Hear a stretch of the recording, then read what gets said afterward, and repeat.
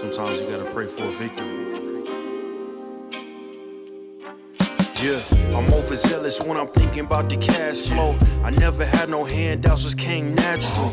I've been tested so much, all these wrestlers nice, all these different situations that I've been through. I seen pain trying to creep in through the window, but now I'm sliding through the hood in a benzo. You gotta separate yourself just to elevate. I keep some drink in my cup to see through the hate. Sometimes on the road to glory, you gotta press the brakes. I got a lesson plan for all my past mistakes. I swear I'm proud of all my best and my worst days. Proud of all my feet when I touch the ground. Front of 8 at Beijing, man, ain't know the sound. I know I made mistakes, but my mama proud. Fans scream my lyrics out in the background. They ain't know me then, but I'm hot now. They say life's a gamble, you gotta roll the dice. I risked a lot of different things just to live this life. Life down bad, you gotta pay the price. I've been through hell and back just to live this life. They say life's a gamble, you gotta roll the dice. I risked a lot of different things just to live this life. When you down bad, you gotta pay the price. I've been through hell and back just to live this life. I'm faced with a lot of different choices these days. Do a rock and roll Lex account of Blueface. The whole world know my name off a mixtape. I still got the same brothers since 6th grade. G-Wagon red seats, we on Biscayne. Trips to the Florida Keys, we imported these. Thanking God for the life he afforded me. All this jewelry on my body, I could like the hood. I need a brown skinned chick just like Megan Good. Holding up every promise that I ever made. Music in the background, it's a serenade. Been rapping 10 years, boy, this ain't a phase. I paid dues, paid rent, and I stayed the same. I had teardrops running down my face. I've been through a lot, I had real pain. But thank God, cause we really on a better days. They say life's a gamble, you gotta roll the dice. I risked a lot of different things just to live this life. Life down bad, you gotta pay the price. I've been through hell and back just to live this life. They say life's a gamble, you gotta roll the dice. I risked a lot of different things just to live this life. When you down bad, you gotta pay the price. I've been through hell and back just to live this life. What's a life without sacrifice? Sometimes you gotta thank God and just roll the dice. Pacino.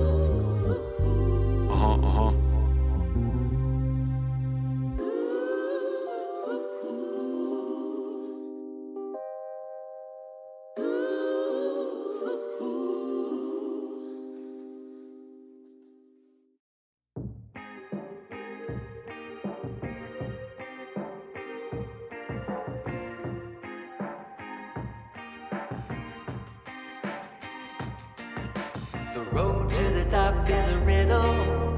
What will be my destiny? Money and fame are awaiting, but not enough is raining on me. Maybe I should give it all up. How much more can I take? Out here singing to the heavens. When I gonna get my break? I can run this town. I can run this town. I can run this town.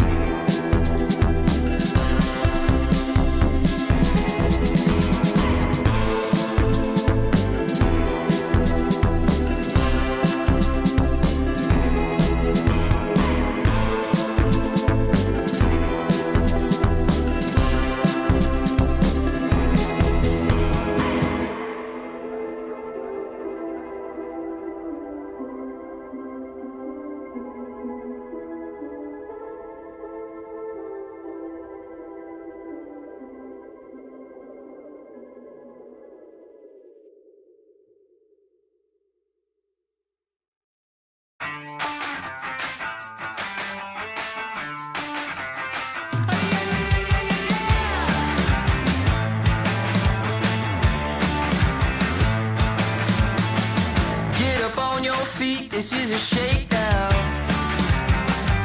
Order up that beat just like it's takeout.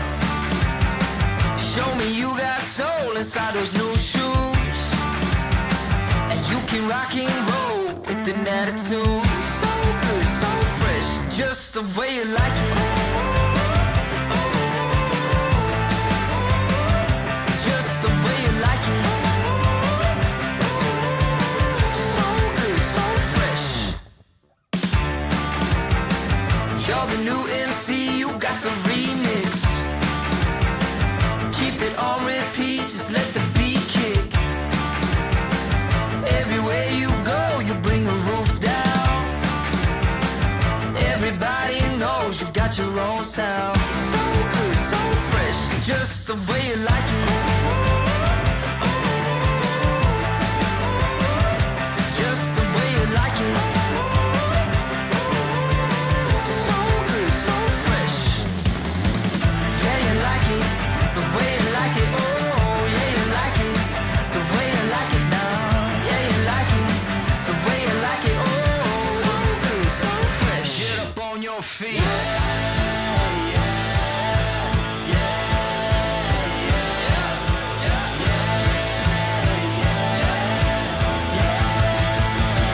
Show me you got soul.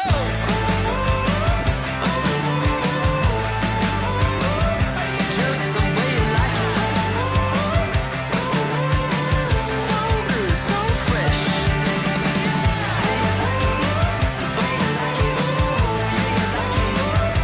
Just the way you like it. The way you like it. So good, so fresh. Get up on your feet, this is a shakedown. I'll keep going till my feet become blown. I'll keep going till my feet become blown. I'll keep going till my feet become blown. I'll keep going till my I'll keep going till my I'll keep go till my feet become. I'll keep going till my feet become blown. I'll keep going till my feet become blown. I'll keep going till my feet become blown. I'll keep going till my feet become blown.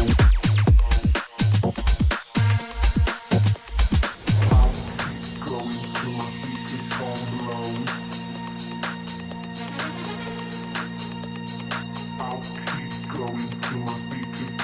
I'll keep going till my speaker come blown. I'll keep going till my speaker come blown. I'll keep going till my speaker come blown. I'll keep going till my speaker come blown.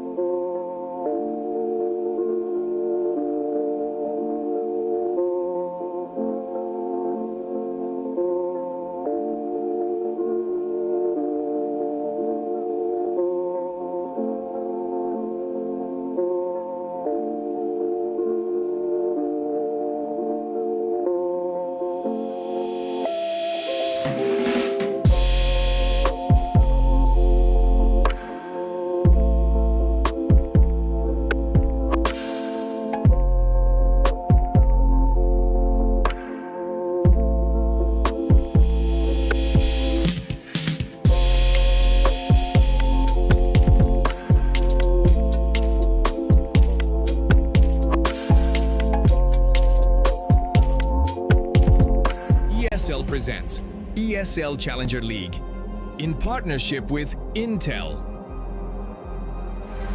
Acer Predator, DHL, and Checks.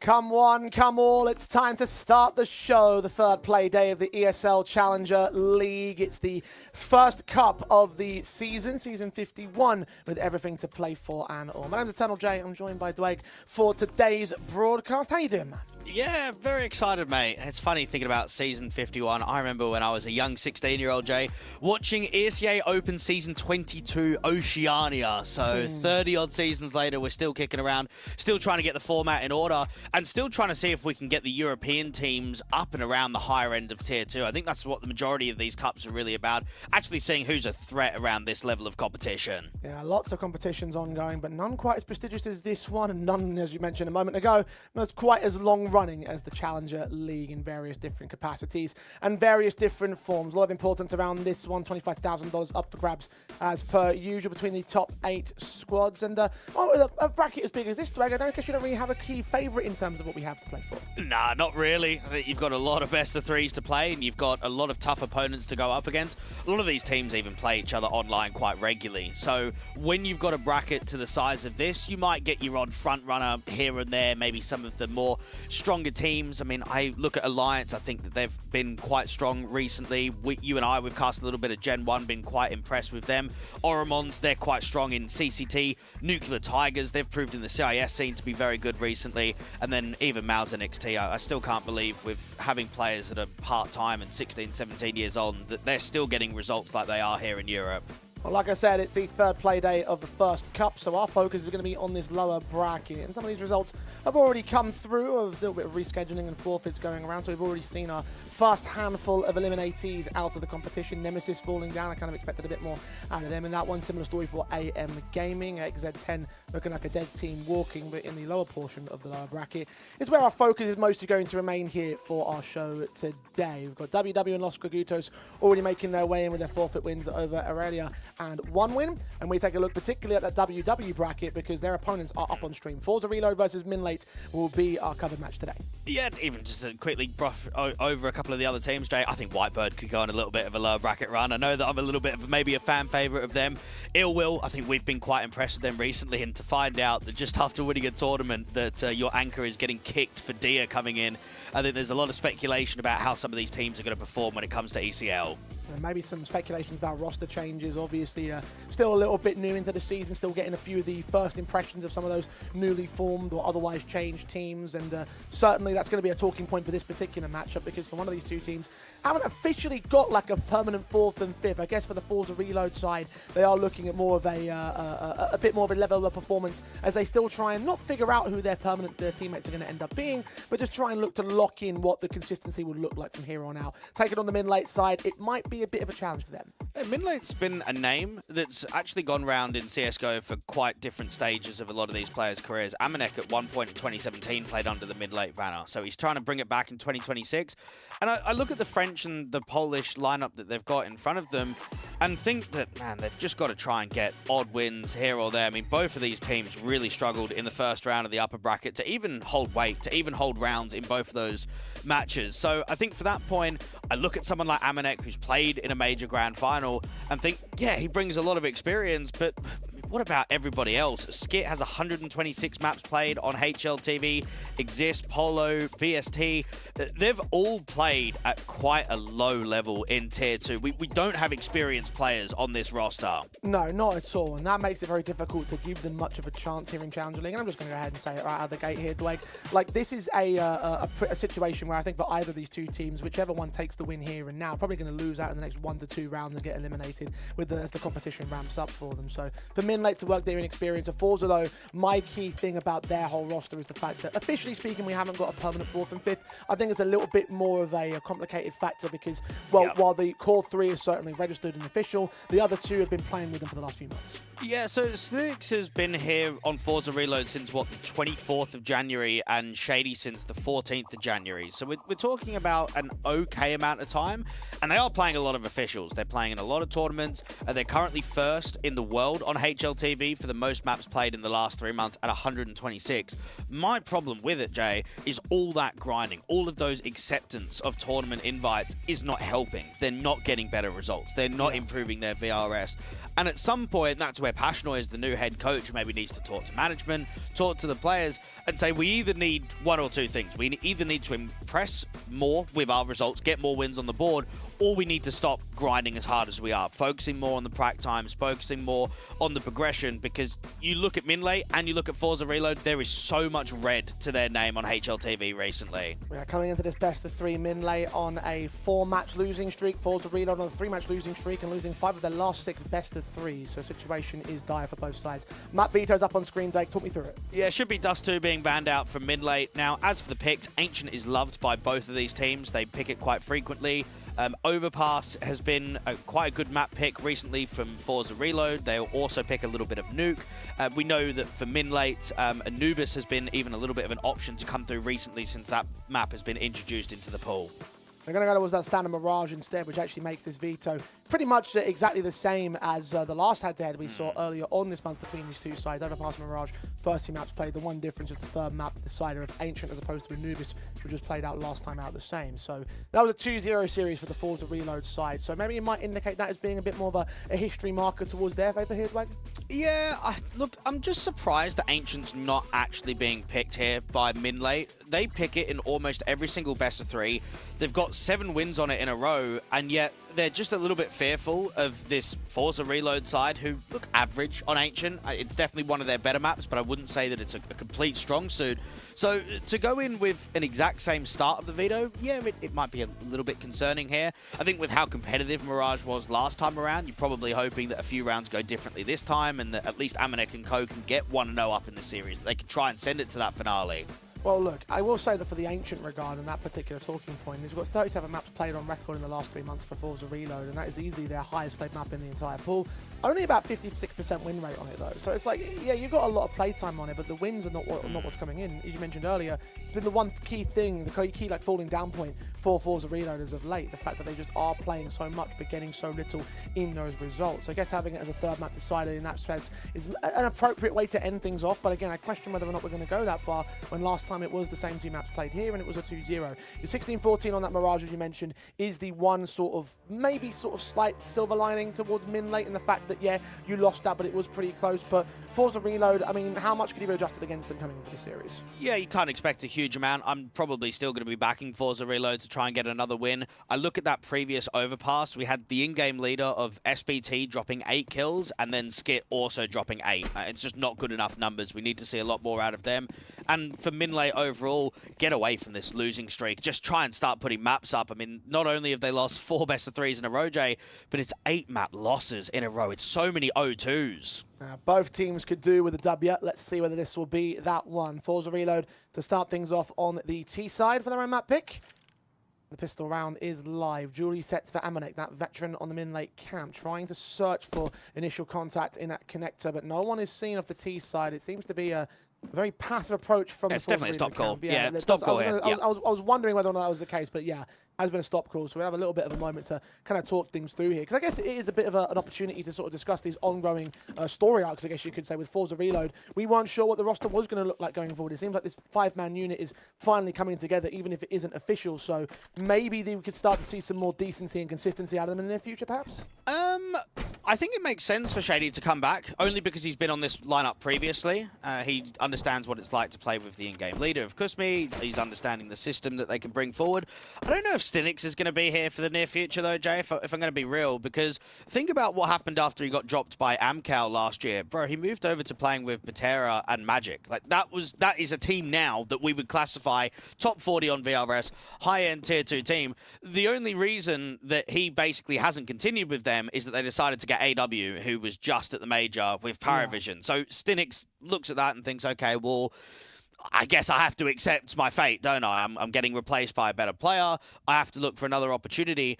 When you're a part of an organization, or let's just at least say a team to that caliber, you don't really want to be staying here on Forza Reload. You want to be thinking about how you can get towards the heights of the top end of Tier 2 again. You want to think about joining a decent project. So for me, Stinix might be here for another couple of tournaments, maybe try and help them out before an offer comes through. But yeah, I'm not expecting him to be here in the long haul, unlike the likes of Shady, that I should add. I mean, to be fair, Shady is still contracted under the organisation. He's been under the bench for the last, what has it been, about a year, almost a year. He was benched in July of last year. So they've got those options, and they've still got a number of other players on the bench that they could also bring in. Extenzero is previously part of this team. He was also sitting on the bench. Sweatsy's been there, Recon's there, Rexy's there. A lot of players that you could try and trial out, or maybe try and simmer back in. Part of me does feel like you want to go a little bit elsewhere in terms of the CIS scene if you are Forza Reload, though, because there's a reason that these players are on the bench.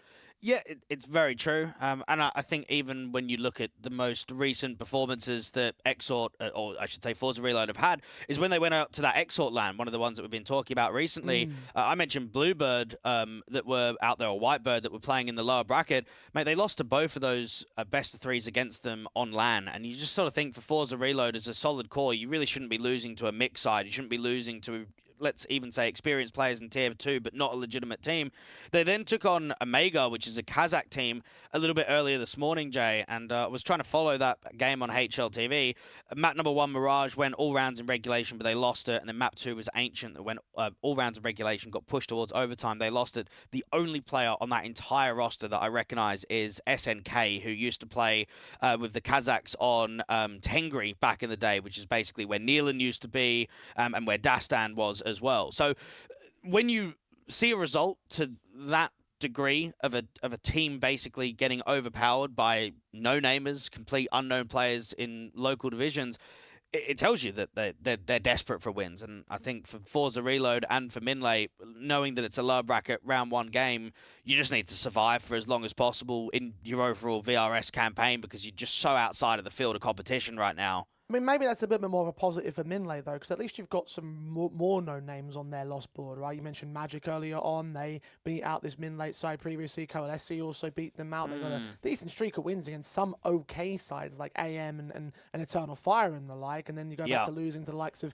BetClick, Arc Red, etc. Like, these aren't, again, the highest known names in the Tier 2 space, but they are at least more known than some of the competition that Forza Reload have been taking on in the CIS landscape. So maybe for MINLATE, that might prove to be a bit more of a positive in terms of the grand scale of things, but whether they can apply that towards this team is another question entirely. Again, lost both their previous best of threes on record, and now to hope to try and turn the situation around. Pistols are back live, and hopefully they'll stay that way to open things up on Overpass. Now, what you're going to expect on this T side of Overpass is a lot of slow defaults coming in from Forza Reload. You'll see it on Mirage, you'll see it on Ancient. They like to run the clock quite heavily, they like to execute late in rounds, and they like to catch a lot of good timings against over rotations, punish over peaks. So Kusby is even inviting the CTs to get aggressive towards Underpass, to take that T-Con presence, to try and wrap in behind. So he's sitting back, and you'd expect this to be a monster pop. You would probably get yourself a Heaven Smoke, maybe a mid-site smoke as well, chain the flashes over, and just create space. Try and get players down towards that pit and water position. Set smokes on, short covered off, Heaven covered off. SBT will be holding out from Graffiti. Only do so much with the utility that he's got and the lack of presence around the bomb site. The CTs will be coming in rather quickly, however, the set for the retake. Amanek, head tuck down, not going to go for a flash peek forward. There are no flashbangs available, not at least from the short side of things. Polo, I think, just spotted one player back to the bomb site. No shots connecting from the CTs. They are very careful to the uptake here. Finally, we'll start to get presence on the bomb site, and Amanek will draw out that opening kill. Shady goes down. Now the players on water. Wait for backup to flank back here. Amanek with a double. Secured on something. Kushby gets caught back the same. And the last two T-side players flanked out by SBT with Amanek support on his triple kill. And the Frenchman, the pistol win will go the way of MINLATE. I just couldn't slow down the retake at all. I think there was a lot of deep space being taken towards Graffiti. And unfortunately, Jay, there's not many players coming from that area, is there? You've got SBT that was out there in heaven with the flashbang. The majority of players are coming in from short. So when you assert yourself aggressively around that position of Graffiti, you're hoping to cut rotation straight away, maybe work a pick, slow it down, and there's just no one from that area. So, yeah, you get completely overwhelmed. Bomb goes down, but you're not really making it expensive. They are still going to look to try and force buy anyway. You've got a Galil up here for Kusmi. And they might even turn this into a very light hero. This is very unorthodox. Don't see this very much at all. I think actually Kusmi just went back to refund the weapon because they didn't actually want to go ahead and spend all that cash. Because you're right, it is unorthodox. You usually have some sort of force around it, or half buy at least, and it was just the upgrade Tech 9 and the P250, and a Deagle eventually from Shady as well. A bit less to speak of, a bit more of a basic set of second rounds to come in. So it should be a simple enough start for the Polish court. MINLATE will not be too fussed about getting off on the early starts because FORZE did charge ahead much earlier on in that previous Overpass meeting. MINLATE will be able to spot a couple of these odd pistols, and they'll just know to themselves, try and make sure that we don't make it expensive for ourselves.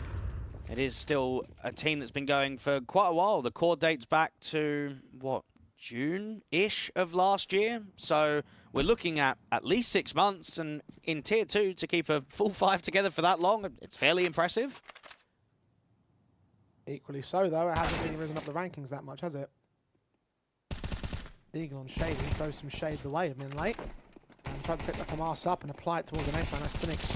Forward contact, fight from Exist goes well against Phoenix, and something will trade back on the man alongside Shady's. Deagle, okay. Round is falling apart for MINLATE. 25 seconds to try and deny this bomb plant. Maybe Skit could get the right kill at the right moment, but they've got rifles to play with here.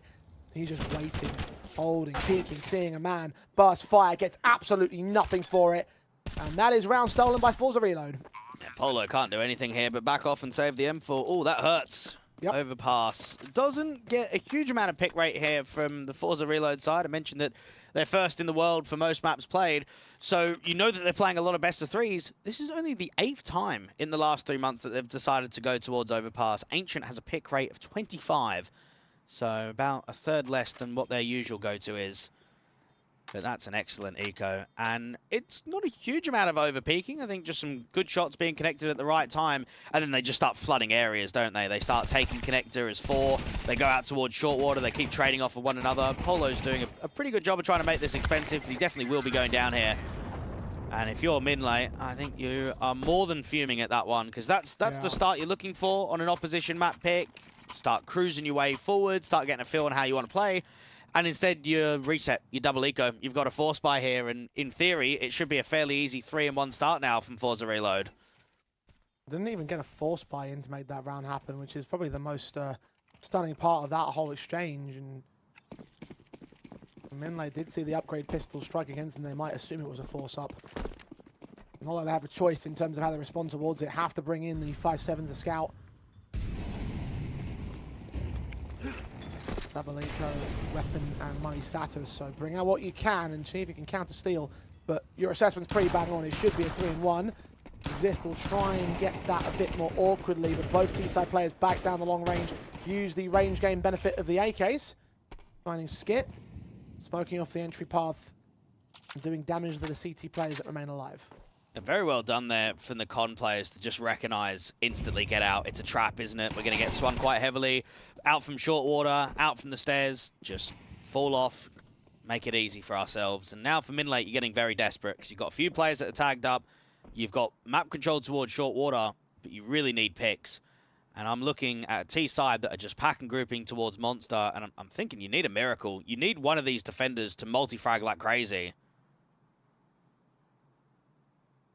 Or contact for something will be the first man forward. 3 individuals of directive contact.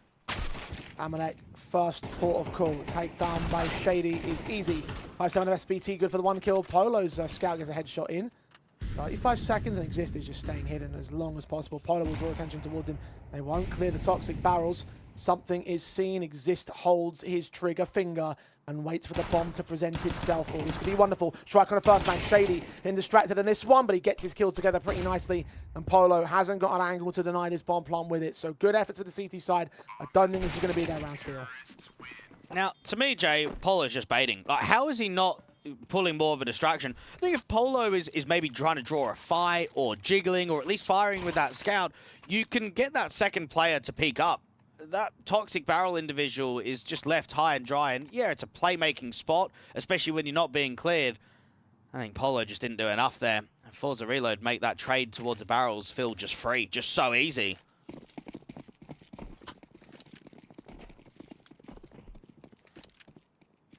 And that puts us up on the high ground for FORZE Reload. 3-1 incoming, because there are just basic pistols out on the A site stack. The B site is the faster hit, rush out.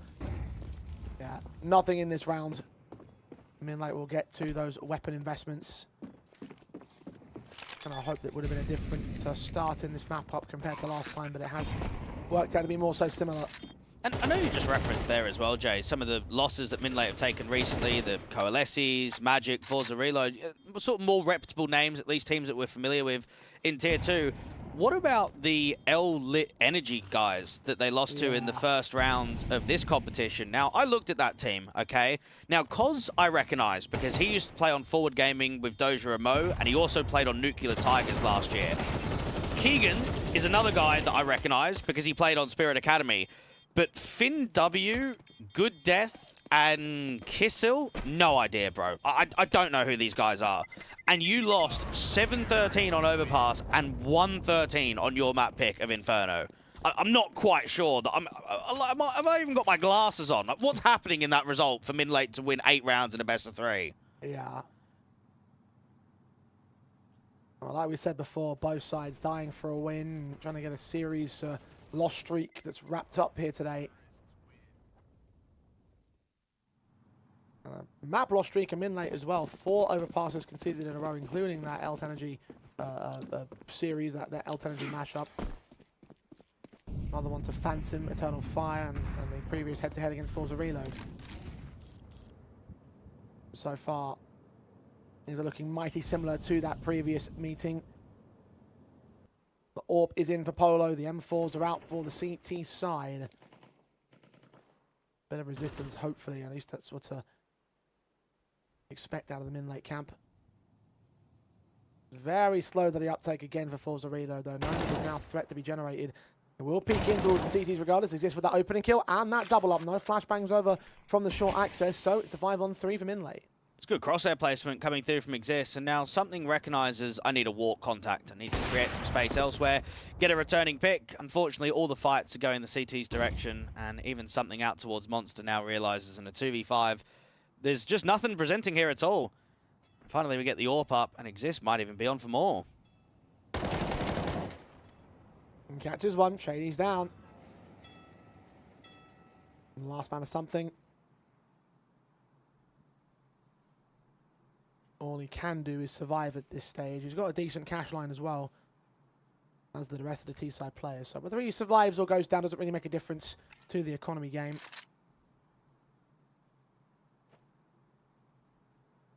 The ultimate ideal would be to grab a key weapon like the AWP from Polo, but he's so far back that's unrealistic to expect, and I think at this point with 20 seconds on the clock, impossible for him to reach him.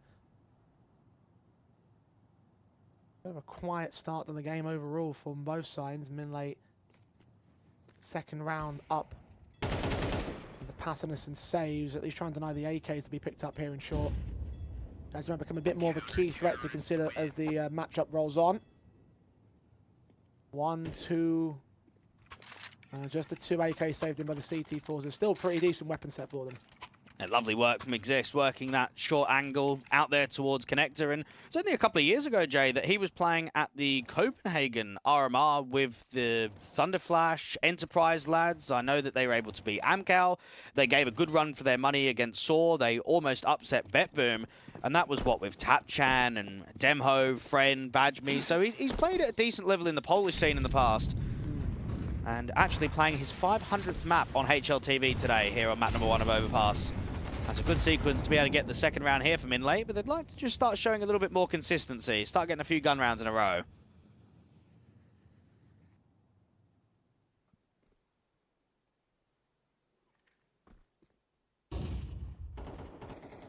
Slow as usual for FORZE reload.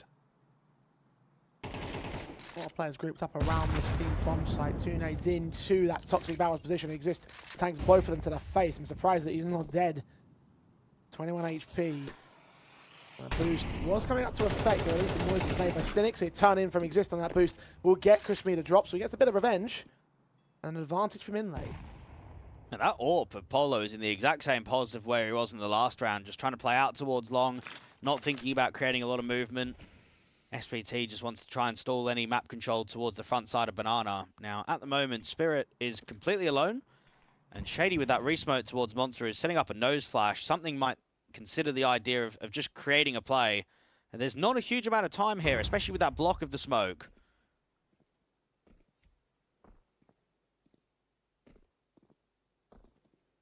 .30 seconds for the execution. Spirits is going to try and look in for a kill back on the A-bomb site. His presence being felt, takes a tag back on SPT.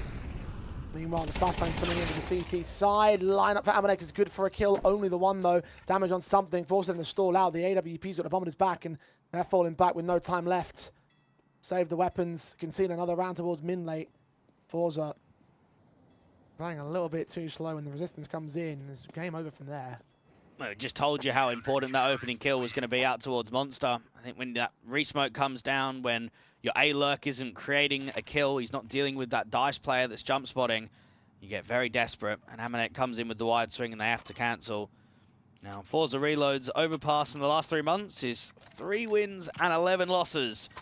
It looks quite rough from that standpoint. You've got a round win percentage of 32.9 on the T side. But then again, you always have to remember when you've got 2 teams that are struggling, a lot of the win rates aren't going to look good, are they? Yeah. You have to always remember that they've been struggling in the majority of these series. But considering the start they had with the Eco win, this has been a disappointing first sector, I would say, of the first half for the favourites. Indeed. Nice HEs to start. Polo again opens up the kill counts, the AWP in connector. And down beyond that smoke, something is revealed. Stinix going to get caught, tagged up heavily. He gets away with that kill, but Exist gets 2 back on the return. One of the AKs lost to the CT side. Plenty more to pick up inside that monster entrance. And Kushmi about to drop the bomb. Just about gets away with that kill. But low HP for the rest of the round. The escape route's got to be back through T-Con because Short's covered up. Past the opening AK back between the 2 players. Of FORZE, where do they want to go with this? Well, there's not many options except going B or saving again. You're in a 2v3 with no map control and Kushmi on 19 points of health. Yeah, this is very tough. Now they're going to send Shady in to just hope that he can find something, get a pick somewhere, but he's going to get caught on this crossfire. Dead in an instant SPT. Didn't even need the second man part of the setup. The shots from Kushmi will ring out and they know that he is as good as done. Ball back away. Working his way in the T-Con. SPT managed to be able to catch him on timing. Tech9 was watching the angle and just evaded contact. SPT will not be revealed. Kushmi should be safe from here. Just hope that he doesn't try and turn around and try and clear map control out towards Park. So we'll be able to save the AWP. And when I consider MINLATE, Jay, I mean, I played at Epic 46 in October, which is a BYOC LAN held in England, and it's where MINLATE were there present. They were able to get a 2nd place, and they lost out to Thomas's Nemesis in the grand final. And I think for MINLATE as a team, they've been given the keys to go to a lot of these international lands. Recently, they're in Romania. They've been to Poland. They've been to Latvia. And they were out in Portugal not that long ago. It's just been the online results that have looked quite average. I think at times at LAN, they've had the good odd win here or there, but they certainly haven't shown consistency. I think that's probably what they're hoping for in 2026, is to maybe prove a lot more success than what they've done in the last year.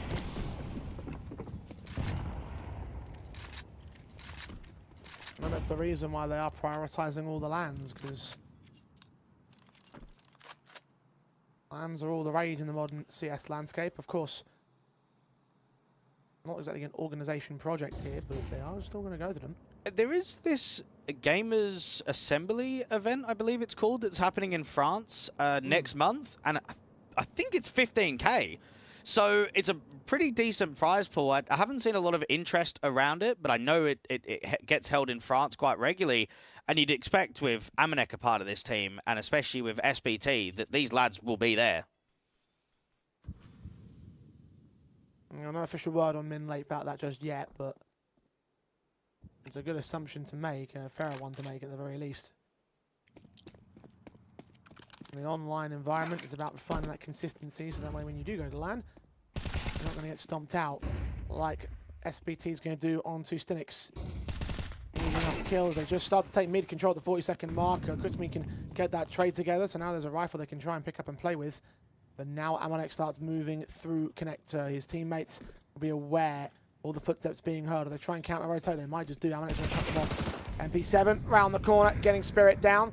Half HP for the secondary fight. The Orpa drops in with the pistol pulled out. Second kill still gets picked up by Amanek, and now last second charge in for MINLATE. Low HP for Kusmi. Something on the bomb site. Can't resist for too much longer, and Exist will take down the last player all the same. No trouble, no bother for MINLATE. Now, there's definitely no issue with having this kind of playstyle, okay, that's really slow, always about being able to rotate late if the lurkers present damage. I think that's where you can be really critical, because you hold CTs at bay, you force gamble rotations, and you catch players sleeping. Now, unfortunately for Forza Reload, every time they've tried to create a fake, they've just not been successful elsewhere. Now, something comes out B, and there's just no B player, is there? There's no anchor, everyone's deep, they're out towards heaven, they're still rotating in from the stairway.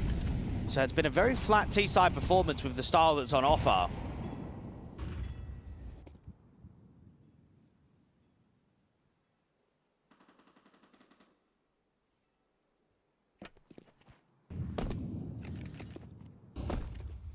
Twos that are good right now on MINLATE's advantage. Forza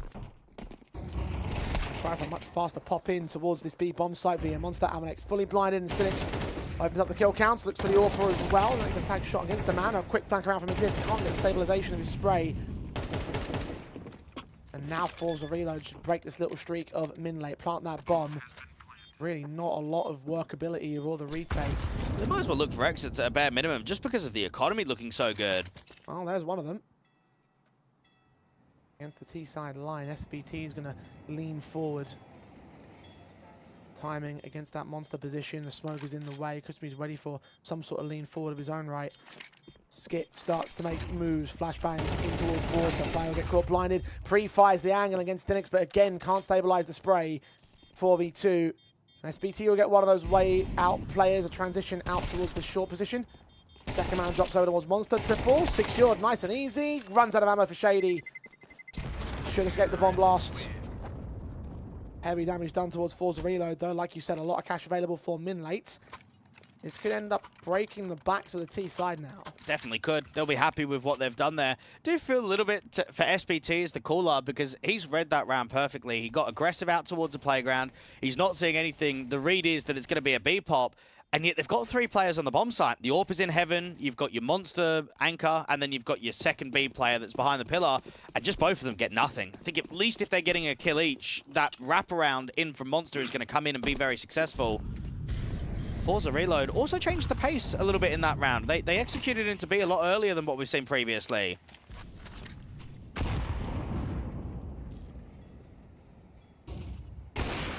Orp. Shots on Polo, excellent to something. As MINLATE start off the frag counts once again. The lineup isn't quite there for Amanek because he's flash blinded. Eventually caught to Reload by Spirit. Swings up to the second man, who's also caught by a flashbang, but Exist bails him out. Shady with a responsive 3-on-2. Polo's got to get this kill, and he does. Wonderful shot on Kusmi. Shady stands alone, low HP. AK picked up for Polo. He knows this man is cornered. There's no way out. It's a triple sequence of Polo. And minimum 6 for MINLATE. It's a lovely sequence from Polo to just keep re-aggressing with that AWP, have the readability to fight and keep putting numbers up. Even Amanek swinging wide in towards Monster while he's full blinded. He gets heavy info and he also gets 1 kill. And it's comical, right? Because I think you've got Jax and Amanek that are still kicking around, but they're now just in the depths of Tier 2. Jax is now on the Kono side standing in, and they're playing the Alien and Nickelback team in ECL in the lower bracket. And you look at Amanek here and just think, for ex-Tier 1 players, that they're still here, but I mean, being on a MINLATE side that's nearly outside of the top 100 on VRS, it's hard grafting out here. I think the term is past your prime. Most definitely so. Amanek, that's a very good time to turn away from the flashbangs of Spirit and Co. At least Skit's going to get the kill with Exist on the AK. Struggles to get that second man on the transition, but Skit still holds his own double. Triple in the round overall. SBT dealing with the last. The AK will stay in for him as well. Advantage in the half for MINLATE. Can they go 8-4 at the turn, though? Yeah, MINLATE have been fairly impressive across this first half. They won pistol, they lost an eco, they went down 1-3, and then since then, they've just created enough of a threat. They've made it quite difficult for FORZE Reload to get plants in the majority of these rounds, which hasn't helped out the economy game at all.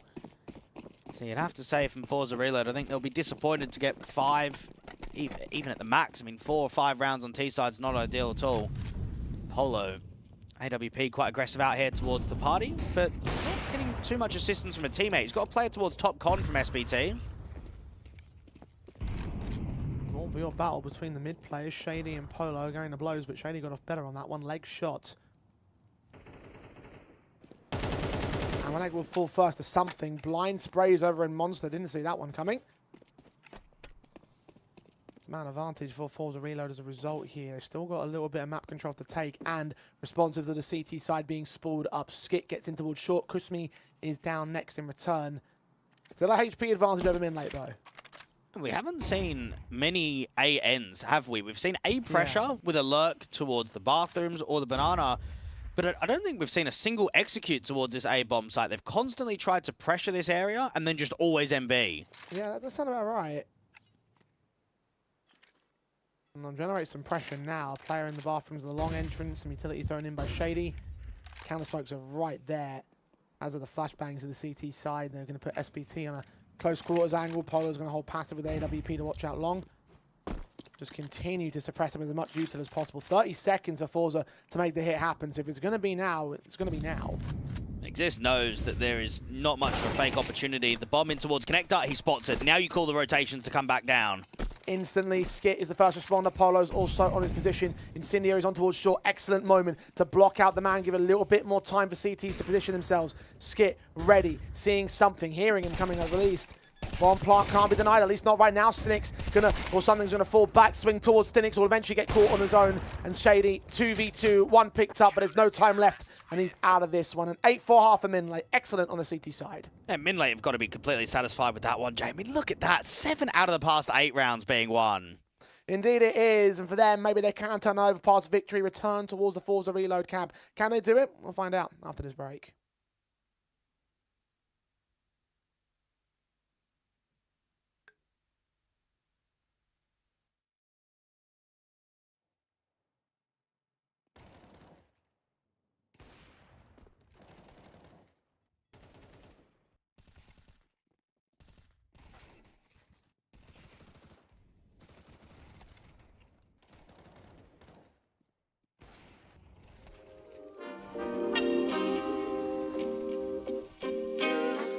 Sometimes you gotta pray for a victory. Yeah, I'm overzealous when I'm thinking about the cash flow. I never had no handouts, just came natural. I've been tested so much, all these wrestlers nice. All these different situations that I've been through. I seen pain trying to creep in through the window, but now I'm sliding through the hood in a Benzo. You gotta separate yourself just to elevate. I keep some drink in my cup to see through the hate. Sometimes on the road to glory, you gotta press the brakes. I got a lesson plan for all my past mistakes. I swear I'm proud of all my best and my worst days. Proud of all my feet when I touch the ground. Front of 8 at Beijing, man, they know the sound. I know I made mistakes, but my mama proud. Fans scream my lyrics out in the background. They ain't know me then, but I'm hot now. They say life's a gamble, you gotta roll the dice. I risked a lot of different things just to live this life.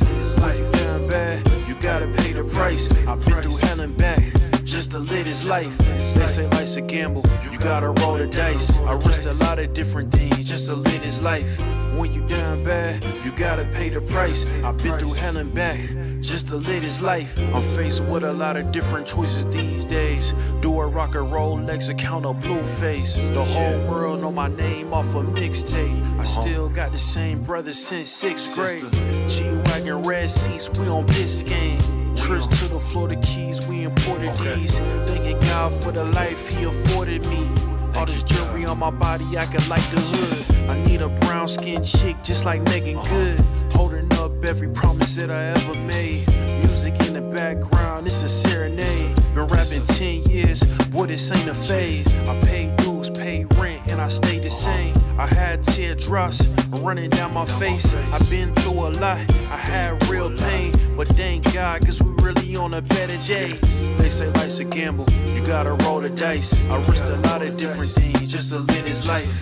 When it done bad, you gotta pay the price.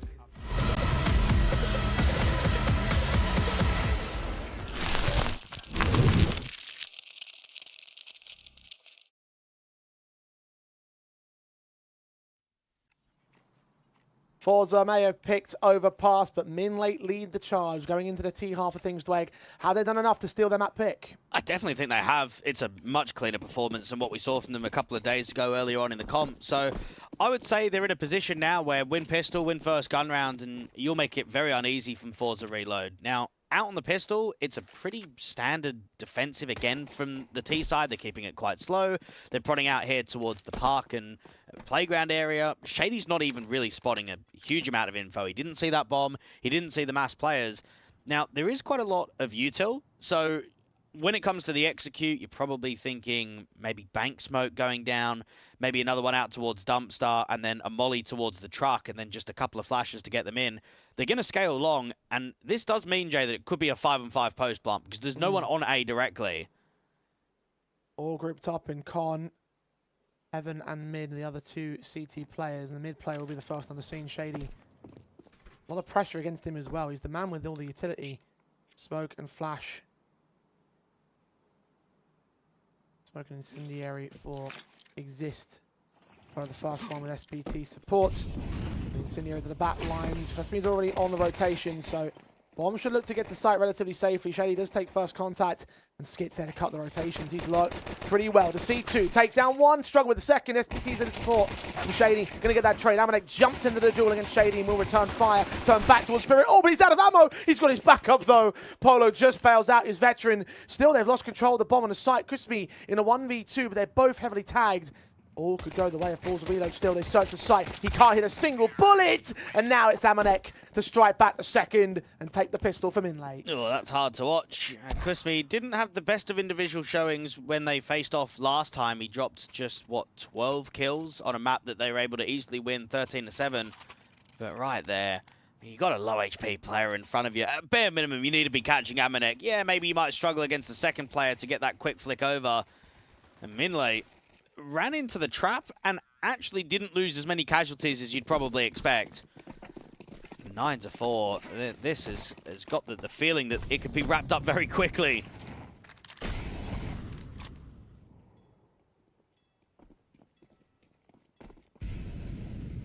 Just imagine so.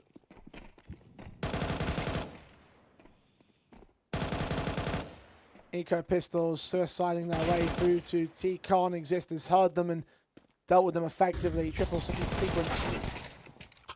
Doesn't quite get away against the 1P250, but doesn't really matter too much. A Galil off to the CT side is not going to make a difference to the plans on MINLATE. Bomb plant secured on B. And the next gun round is a bonus weapon round. And FORZE Reload have 6 to make up to catch up to MINLATE. I don't know that you were talking about earlier how MINLATE have struggled in the head-to-heads. They've lost 2 back-to-back best-of-3s versus this FORZE Reload organization. What about the context of the absolute matches? I mean, the very first one that they played in, what, September last year, that was a ESL League Elite Cup. So that was a quarter-final game. So as soon as they lost that, they get knocked out of the competition. The other one was a CCT, which was a 2-2 game. So winner gets promoted to the playoffs, loser goes out. So if you're MINLATE, you keep getting knocked out of tournaments by this FORZE Reload guys. And now you look at it and say, well, we're in a lower bracket round 1, and you guys are looking pretty rubbish on your map pick. We're pumping ya, we're making it look really easy. We've won 10 out of the past 11. Let's give you a taste of what it's like getting 2-0'd. Return a bit of revenge.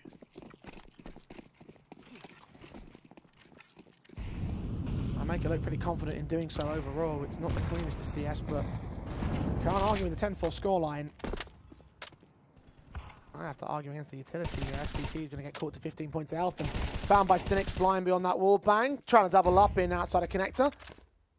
He does find exist. The M4s, the better weapons in this exchange, the better weapons in this buy state. Catching the Poles and Frenchmen off guard.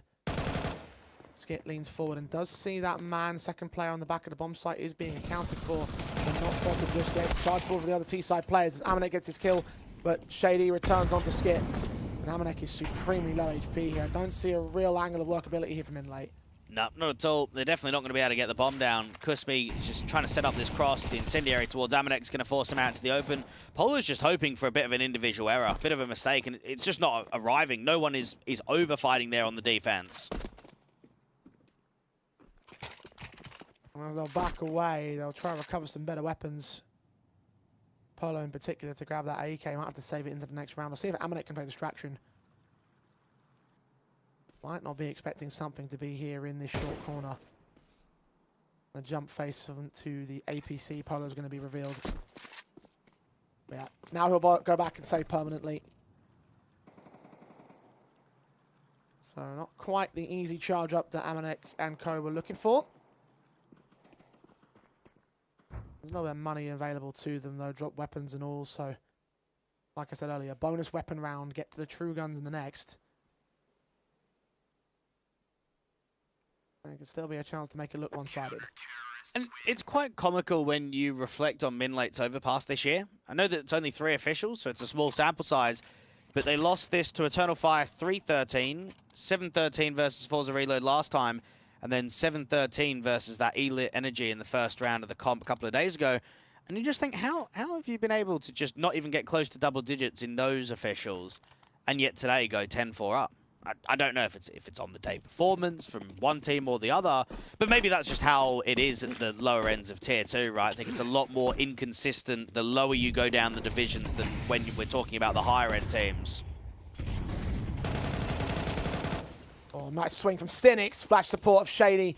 Catching 2 players completely blinded. Nothing you could do. SBT and Exist casualtied out of the first few moments in this round, and MINLATE immediately put on the back foot. And this is where FORZE Reload could generate some more momentum of their own right. It's 1 out of 6 on the returning comeback. 2 men to walk in, too short without real utility support. Skit can get 2 of those kills.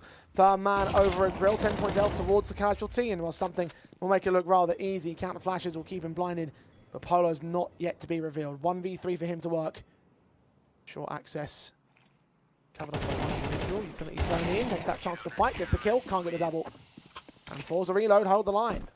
Great work coming through from Stinix with that flash play, just to make a 5v3 early.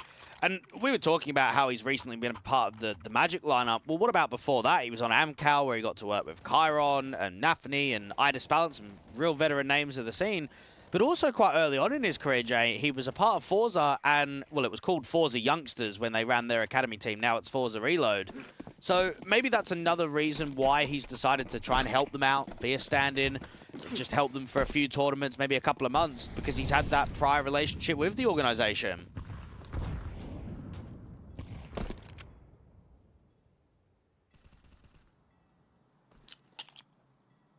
And he talks about players returning to rosters in this series.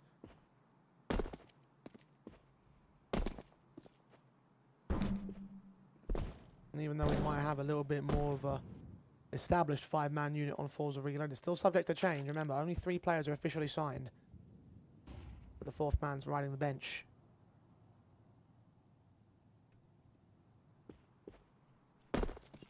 MINLATE. Not a lot subject to change in round 17 for them. Harsh eco pistols, Glocks, and a P250 for Polo.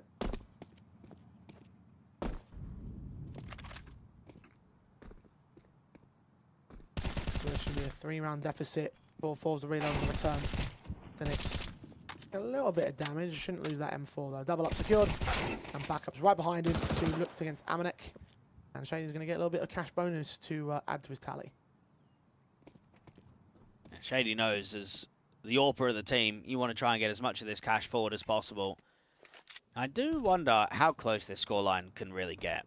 Because if we've seen an overtime between the two teams in the past that was only a couple of weeks ago, I know that it's City side of Overpass, but to close a 10-4 is not easy. However, if they can get this next gun round forward, it then becomes 10-9. And I think if you get it to there, then you probably give favoritism towards FORZE Reload to actually allow this comeback all the way forward to win the first map in this best of 3 and not convert a map pick into a loss. You think about the fact that they've won the gun rounds here in the second half. They've been the ones that have been dominating. It's only been the pistol conversion for MINLATE, so yeah, you would edge them out overall. No attack pause is called in by the Poles and Frenchmen. Got Crystal on the coach spot.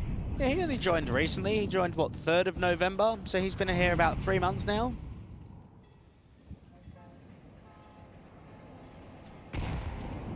Not over.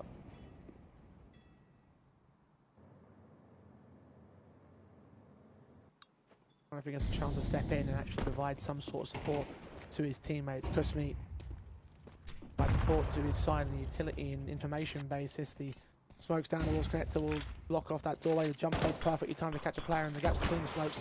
SBT revealing himself by his own accord. The HE won't do much onto something. Looked like he should have landed, but he got out of the way. Shady is still searching quite a lot. So is Stinix, just making sure they keep eyes around this top con party area. Now, at the moment, it's heavy towards B. So you've got the one lurker of Exist that can take some map control away, more towards the bathrooms. They're going to get a boost up. Something is out there towards the barrels, but he is waiting for this boost. Amanek, awkward spray. Gets a little bit more damage than something to dish out. 60 points of health down on him. Meanwhile, there's a little bit less scattered across 3 different players on the MINLATE side. 35 to the clock. MINLATE playing just as slow as FORZE are now. SBT setting up utility to get into that bomb site. Execution towards B. 3 defenders, 1 lurker of Exist. Can he make any noise that might indicate some sort of big commitment? No. Attention diverted directly into this bomb site. An awkward spray from Kusmi. Doesn't look towards the player on the bridge. Spirit will get the kill on Skit. So that drops him. Bombs on site now. Cross. Stinix will find Polo. And SBT. Oh, swung to deny by something who doubles up on Amanek. And the lurker's all that's left with no time to recover. It's number 8 for FORZE. Well, I don't really know what Amanek's doing there. He's just giving his teammate absolutely no protection. I know that that smoke is down there, which does make it a bit more awkward for the T side because you don't have clear vision. But he needs to be on the other side of the pillar, right? He needs to be holding that water angle to sit there and clear the barrels out when your teammate's trying to stick a plant with no time on the clock. No, can't have that one. And it really has been a game when the rounds have been slow, the lurkers are just doing nothing. They're not baiting, but they're just not creating impact. And it means that you execute late into a round and you're just getting bombarded. You're getting hit by crossfires, you're getting hit by util. It's impossible. This continues to compound for MINLATE, who are now sat at max loss bonus. For the weapons and the 4 players that have half-balled into this round, of course, Exist can't because $50 saved his weapon of the previous. And therefore probably need to save it into this round as well. He's going to be the forward man of this mid-default. Shady watching Divider. Will be exposed as they pop out through the bathrooms. Footstep set sent in the jump face of spot information. Exist gets only one of those kills. With a very good trade back onto the man. And now focus fire on the side defense. Gets picked up by Skit next. One on the CT side of Kusmi, lining up a couple of players. Only gets 1 kill out of it. Stinix gets 2. Skit with a returning frag. And another one as well to make it expensive. Get a bomb plant bonus in and all. And a 1v2 post plant. 30 HP to do it. And the CTs are separated. Spirit's coming up from the dumpster angle by the stairs. And then something is already rotated top con. Switching to the M4. Tech 9's pulled out though. It's a close quarters duel. Can you time it well? Well, against Spirit, it seems. Bomb not planted from his back position either. He's got to reposition. Swing to spot. Does Spirit see him? Apparently not. Caught switching out to the weapon. Tech 9 spams away, gets damage, but not the kill. The fuse will come through for FORZE, who are now within 1 of MINLATE. It just saw a pretty stable hold from the backside player there from Stinix, working around the dice, swinging towards the right, strafing towards the left. And he's someone that statistically, Jay, really struggles on Overpass. It's his weakest map in the entire map pool. So 6 maps played since he's been helping the lads out. He's only averaging a .98. And right now he's up at 17 kills. He's been putting in a good shift. He was that guy that got flashed aggressively in the gun round to make the 5v3 happen when he went for the fountain peak. So yeah, getting involved with winning rounds is always a good sign. It's 1 round the difference. And this streak is just slowly starting to get out of order. 5 in a row now. Only 1 more to equalize. Look at the damage done to Amanek there on short, though. Nade spams in short pipe inside of that smoke. He's just overwhelmed. Well, he's a running decoy now, isn't he? Yeah. You're not going to be doing anything on 14 points of health.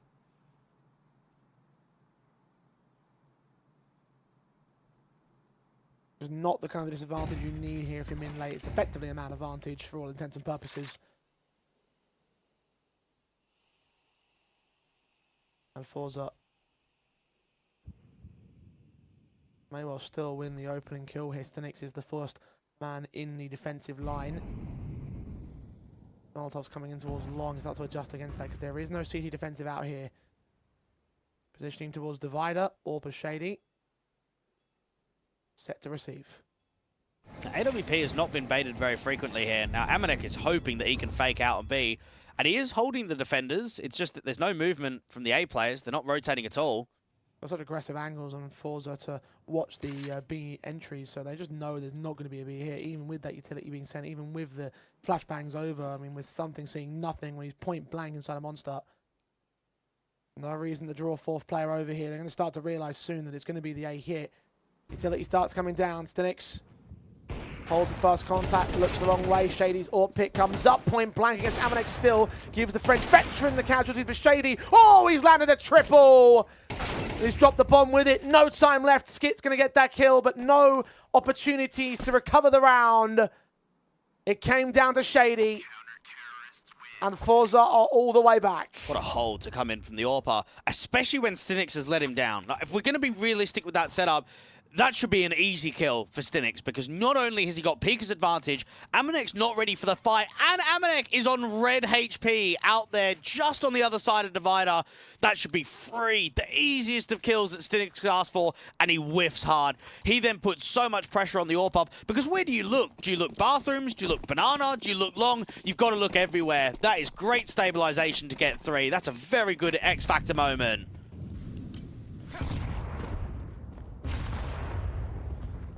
Another nade on Polo, continuing to put the hurt up onto MINLATE. They've been suffering to this utility time and time again. Another one going to land right at Skit's feet. There he is, now down to half HP. Easy pickings for Stinix when he comes to the faces. Does get shots against him as he was expecting a boost. But even still, MINLATE worn down so much in this early round. Skit does get the opening duel, but Shady, instant response. Smoke to the bathrooms, incendiary to mid. He also takes a bit of nade damage, but the pressure against him, he's dealt with it so well so far. And the teams respect the util. Shady is doing well to just hold for as long as possible, and he might even be given another fight. At least he's got a teammate on rotation from Kusmi that's helping out.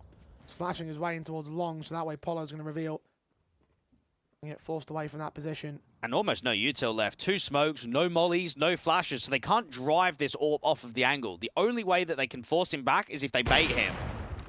Oh, the jump up from Kusmi may offer another angle. Polo, headshot taken. And now Shady stands alone. He delivered an excellent sequence in the last round. Do it again to defend here. His teammates are stuck centralized towards B site. Exist is creeping closer to the site. Shady checks for him, missed shot. He's back into the second. Lands Amanek, and they're creeping in close. Shot on towards Exist does not get found. And SBT will take him down. Finally, a decent round for MINLATE. Coming very late in this half. 6 in a row for FORZE. The streak looks to be ended right here, although Spirit, I was going to say, and something will try their hand at going for something, but nothing is found there in mid. 1v3 now for the last. It's a very good effort coming out of Shady, and for a moment, you can see it, can't you? The vision is there that he's going to be able to win that round if he drops the bomb at the right time. Just doesn't get enough help from the site defenders. I think the riflers let him down.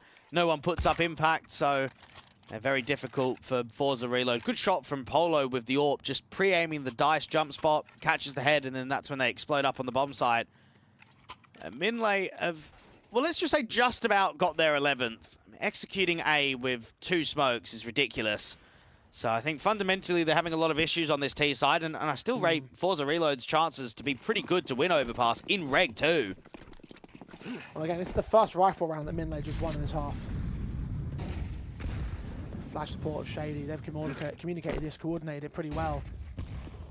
High play rates for FORZE, their protocols are in position. Again, those nades continue to do damage. Amanek and Polo are both caught. Just me. Blind fire doesn't connect quite as much. But still decent damage done early by the CT side. And MINLATE have been very slow across the T side. We've seen very few pops, executions. They've not been keen on it at all. Now this AWP from Shady has just not been B in any of these last gun rounds. Every single round he's either playing around the bathrooms or he's more defensive on A. But yet we're still getting more A pressure. We're not getting that B lean from MINLATE.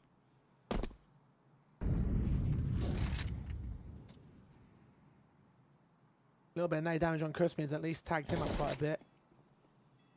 They saw that jump face as well, couldn't get the headshot. Another nade will be sent out, but it will not land towards the man. The smoke and Monster is about to clear something.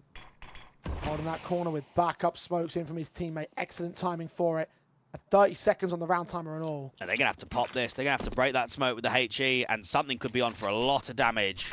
HE's open the sights and the smokes. Flashbangs come forward. He's fully blinded by it. They run right past him, though. Gives Spirit the initial acumen, and he gets his double up. Triple not quite secured. No, it is. Skit goes down at point blank. Bomb dropped and all.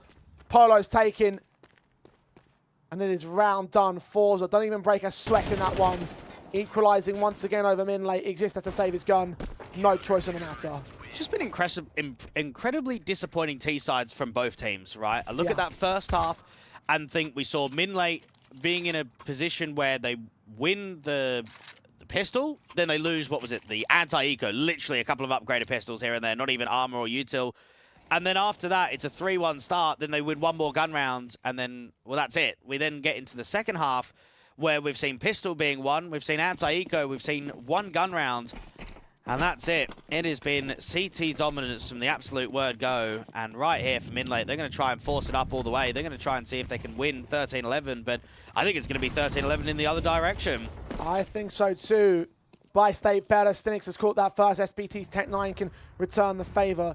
Polo and Shady beyond the mid plays will not be seeing each other. Polo was hoping that Shady would be in a divider or the bathrooms.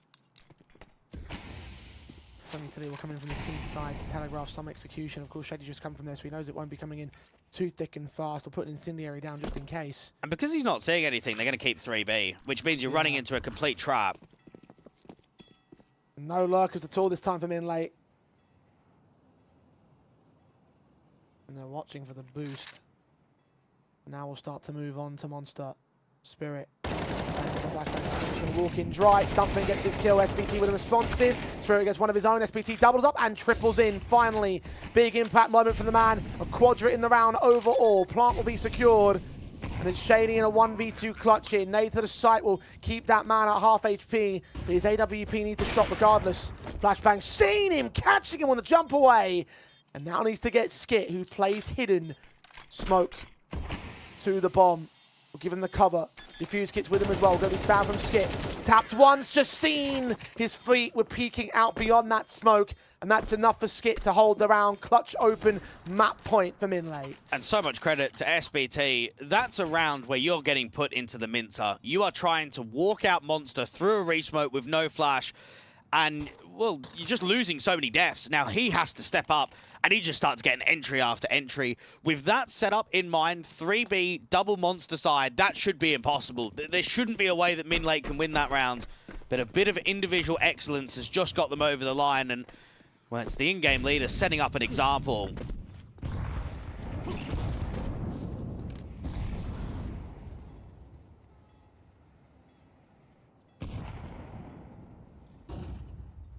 MINLATE still have the worst of buy despite that though. FORZE reload. M4's AWP, MINLATE. AK is on towards Exist, will start things off. Stinix will go down. Did he see that awful? He's certainly going to see the utility coming out from him. And Skit gets caught on a boost, I believe.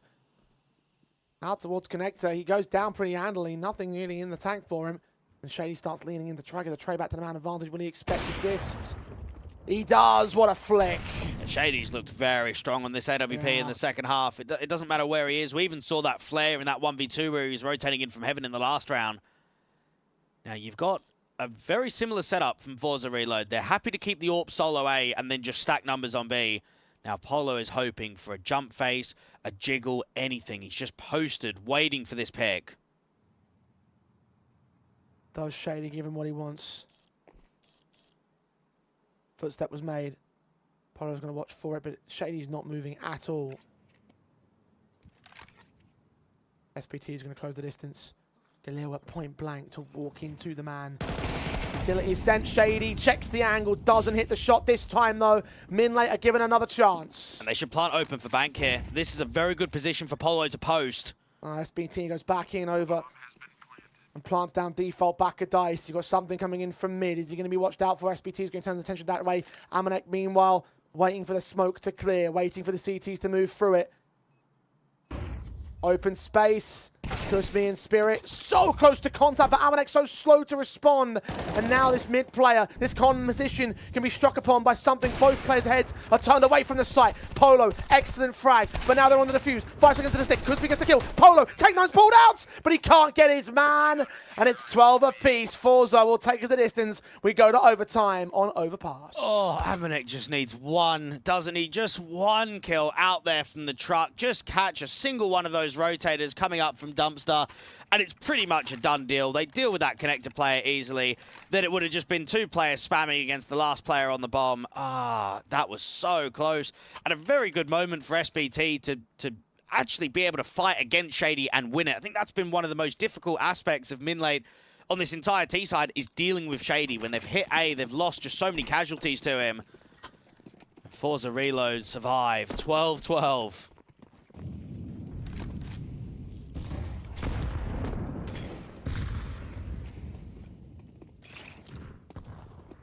A 10-4 deficit, they still bring it back. That was a good chance they could have won this map up, given all things.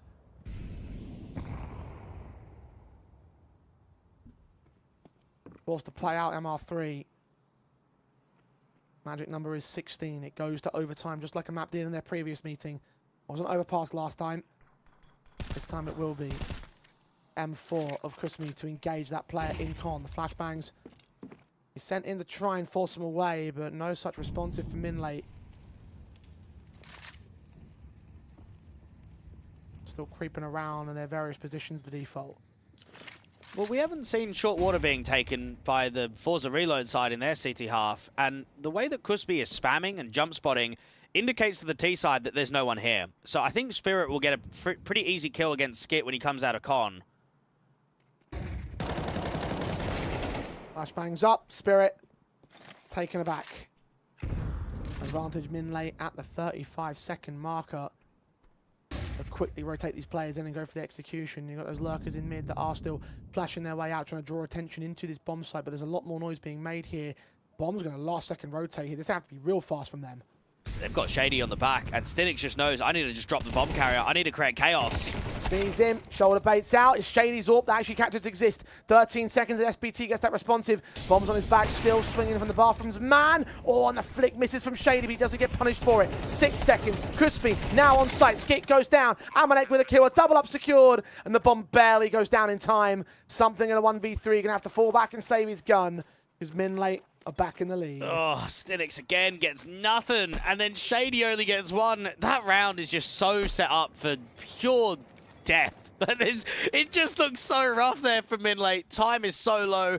You're up against quite heavy defenders, and you don't have flashes. I don't know how they're just not holding on to flashes. There's been so many rounds when they've gone to execute towards A, and they've just used all the util in the default. They've just got nothing to drive the AWP off of the angle. That's a rare miss from Shady, it has to be noted. When he's posted there on the right-hand side of the truck, on that headshot angle, you would normally have expected him to at least land one, and he doesn't.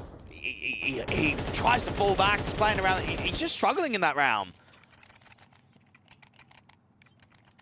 And don't tell me it's going to be those two top performers that start struggling in the overtime to cost FORZE them out when they fought so well to push it back from the brink. Chaos generated in this round, some close quarters combat that MINLATE barely came out on top of, to be said. Advantage T side. Looking to extend it here and now. Players in con on both sides. Pretty extended in con as well for the likes of Skits. Stenix that strikes first on Exist in the opening duel. It's SBT with responsive though. I'm starting to get really spooled up in these mid plays. All the players of MINLATE camp on 17 or 16 kills. 15 for Amanek as the one laggard. Very nice kill spread across the board. SBT is getting in a flow state of how he's getting some of these kills towards A. Now, he's got a really good position out here from long, and Amanek's done enough. Now, this should force a rotation to hold only one player on A. If there's enough distraction being held with util, I reckon SBT can walk here and try and catch Shady again. A smoke in hand to resist whenever they start making their moves. Amanek will join the bomb carrier. Spirit goes for a search here. This actually might draw that second player back into the A bomb site. The smoke will come into the bathroom, so that will stall him out and give enough time for Kusmi to get here and support Shady. Shady just needs to have the timing on his side. He can't get peeked in by this long player, otherwise it's just GG. Kusmi. Watch before the long player. The backman comes in for the long player for now. M4 tries to do engage, and Kusmi gets nothing. Good shot from Shady for the first. Close quarters, no scope comes out, but Skit and Polo will take the returning frags and just keep it together for MINLATE again. Now, I've got to be real. I think for FORZE Reload, the only way they're winning some of these rounds is just Shady. Yes. And I do feel for him because he's putting up some nut sequences and he's just not getting help. I mean, look at that from Kusmi. It's a massive whiff.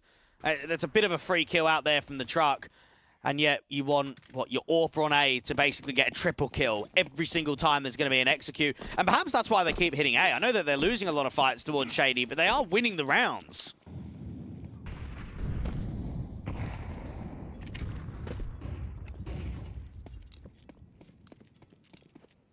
As great as those sequences are, like you said, they're not enough, and you need support. With Stenix starting to struggle, you start to ask who's going to provide that support from FORZE Reload. He's seen into the bathrooms, HEs to try and stop them. Flashes and smokes in from the T side. We'll hear that body block of Shady. He'll get out of the way regardless. Now, we saw Amanek getting a lurk kill out there on the short sandbag in the last round. And it was previously SPT that got deep in towards long. Exist is just walking, and no one is spotting long right now. Here's the footsteps. Just going to be watching it for a moment. Shady's back his turn. Knife pulled out and all. Kill gets found. There's still two CTs here. Stenix is one of them. And the engage of Exist goes in with that kill in the second. Low HP needs support of his teammates now, including that bomb carrier. Meanwhile, Amanek could catch something off guard on the lurk. Sees him, takes him. Polo against Stenix. And now it's all on Spirit in a 1v4. Back on the B-bomb site. As soon as he's revealed, they'll put that bomb down on A. He even took some damage to Amanek. This should be 15-12. 3 map points for MINLATE. And it's just classic CS, right? You're up 10-4. You really struggle to be able to close the game out. It gets dragged to overtime, and then you come into the T side and you just start showing some clean rounds. You get yourself 3 in a row. You give yourself a very good chance to close it up now. And for FORZE Reload, with knowing that both teams have looked pretty awful on their T side, you now go on to your T side where you're desperate for anything. I mean, how much is Shady even going to do as an AWPer on T side of Overpass? I think that's the most difficult thing. You just post on so many different angles. You sit outside a monster and wait for an overswing, wait for a jiggle. It's not like on the CT side where you could just keep fighting. So I don't think we're going to get a huge amount of impact here from Shady now.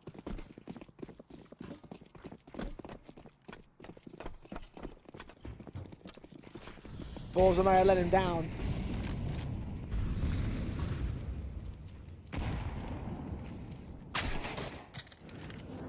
Well, at least something will strike Amanek down first. So there's an entry for the reload count.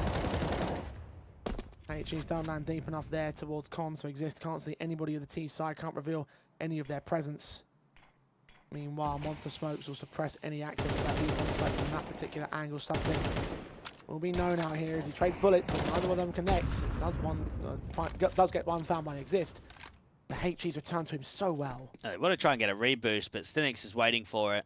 Polo with the AWP. It's normally the other way around. I think his team actually caught him just as blinded, and actually is revealed by Stinix. And the three men are the CT side. SBT can't hold on to the killer spirit. And now A site will be taken with no resistance whatsoever.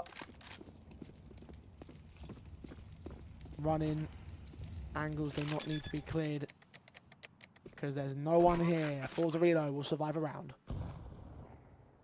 And this is just round by round, they've got to try and create something. Now, I think you can clearly see that in this one, it was just that they got the opening pick towards B too quickly, didn't they? Something just had an Amanek that was swinging quite wide in Monster. You're looking at 20-odd seconds into the round, and it's a 5v4. And I think Overpass is very rewarding towards the T side because of how difficult the rotations are, that when you get a man up, you just sit there, pack and group, and you'll find a lot of the time over extensions. That's why Polo tried to get the AWP up on a boost. That's why SBT is pushing towards long. They're just constantly going to be searching, trying to hope to catch the opposition sleeping. So it's a good round there from FORZE Reload. Well done from Something as the lurk outside of B.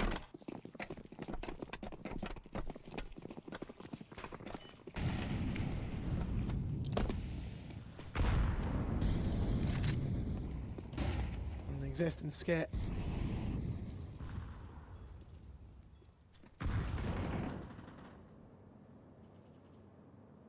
Early tag damage again from the MINLATE side, and the utility output from FORZE.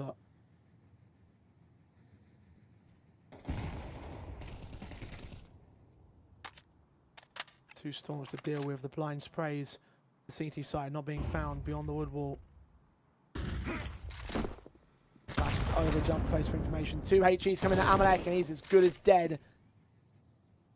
Just to add to the point, utility on point. And this is where Polo might have to try and show a defensive like what Shady was doing on the CT side. He's the one with that big green, trying to hold out on the long angle. You've got SBT, the IGL, that's jump spotting, trying to clear space. 50-odd seconds. Now, there's still a lurk of Something. So this could be an A fake where they run back down Connector.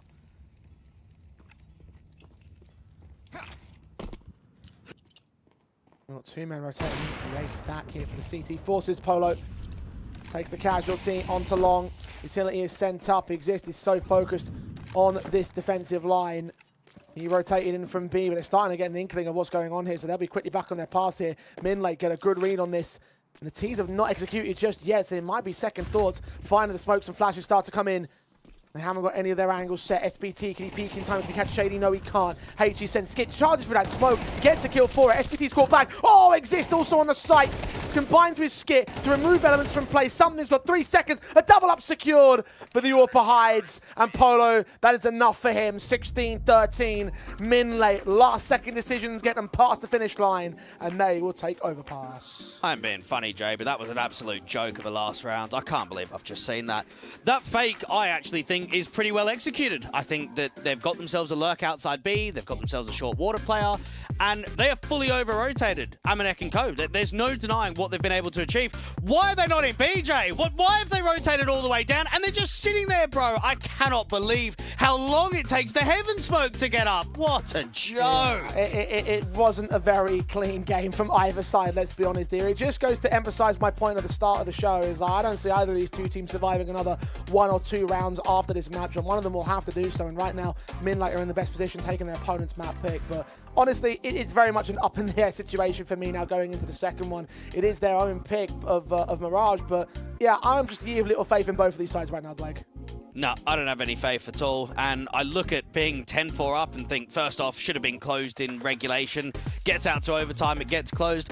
Forza Reload, they'll be very disappointed in themselves. I know it's not their ancient that they typically pick into, but I expect a lot more from what I saw from them. I don't know how much we can expect out of them on Mirage. A lot of lost maps for Forza Reload in the last handful of months. MINLATE picked into it for a respectably good reason, but will they come out on top? Will they once again fall victim to some awkward moments and some very scrappy gameplay? I guess we'll find out in their home territory when we return from the break.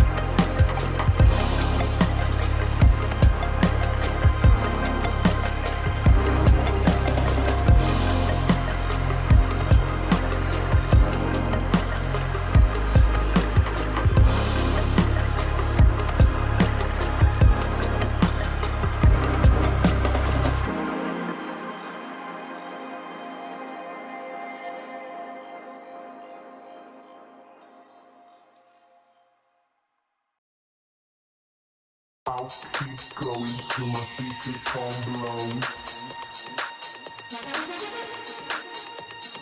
I'll keep going till my speaker tone blows. I'll keep going till my speaker tone blows. I'll keep going till my till my speaker tone. I'll keep going till my speaker tone blows. I'll keep going till my speaker tone blows.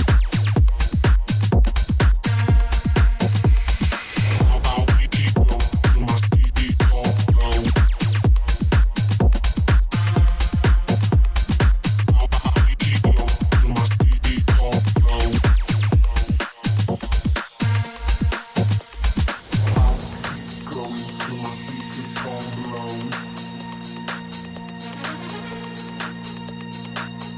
keep going till my speaker tone blows.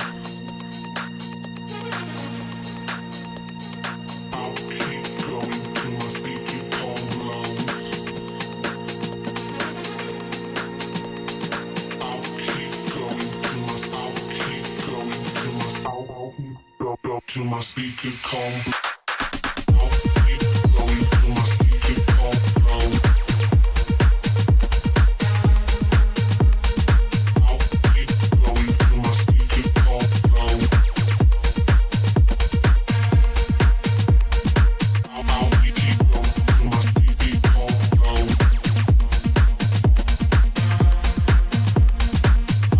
keep going till my speaker come blow.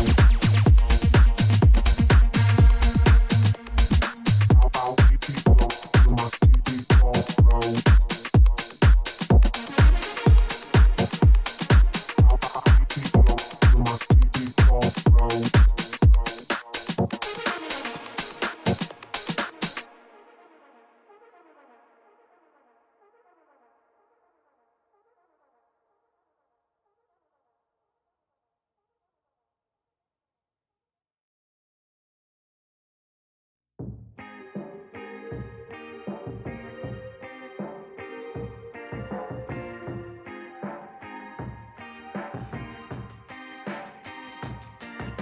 The road to the top is a riddle. What will be my destiny? Money and fame are awaiting, but not enough is raining on me. Maybe I should give it all up. How much more can I take? Out here singing to the heavens. When I gonna get my break? I can run this town. Oh. I can run this town. Oh, I can run this town.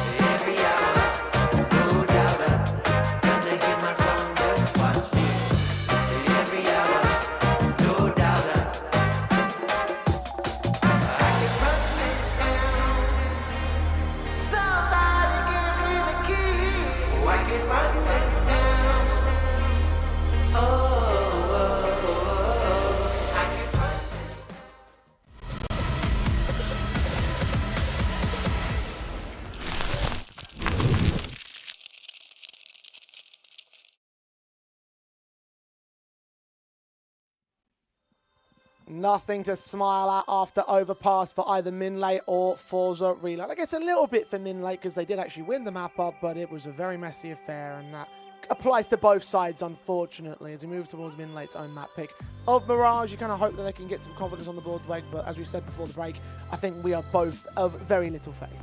Yeah, I think so, and it's a complete turnaround from MINLATE. Look at their previous series that they had a couple of days ago in the first round of this tournament. Mate, Skip went 8-30, and Amanek went 11-29. Like, they just struggled immensely against the Russians there, and they've come into today. They probably should have closed a bit earlier, if we're going to be real. I think with a 10-4 lead, you probably hope to try and wrap up the map as quickly as possible and not have to get it stretched all the way to Overpass. And for FORZE Reload, I mean, we had Shady that was struggling quite a lot against Harvu in that opening matchup. He dropped 27 kills in an entire best of 3, but yet he was farming on map number 1. So that does excite me slightly moving into Mirage, just because Shady was playing well. But I must imagine that he must be the matchup MVP for his side. I mean, maybe you could argue that there was a little bit from Skit on the other side of the board, but for that one, it actually exists, actually, gets it from the part of the MINLATE camp. I guess that by the end of things, they were really sort of fragging together as a unit. The kill spread was pretty close. He did also have the best HLTV rating of all the players on the server, but at the end of the day, I don't think that really makes a massive difference for either side. It really was such a messy affair that individual impact didn't really count for much. And I think now moving into a map like Mirage that we're getting, what, 1 win out of the last 9 officials from FORZE Reload, it's probably going to be messy again. Now, I know that they had a competitive Mirage earlier today.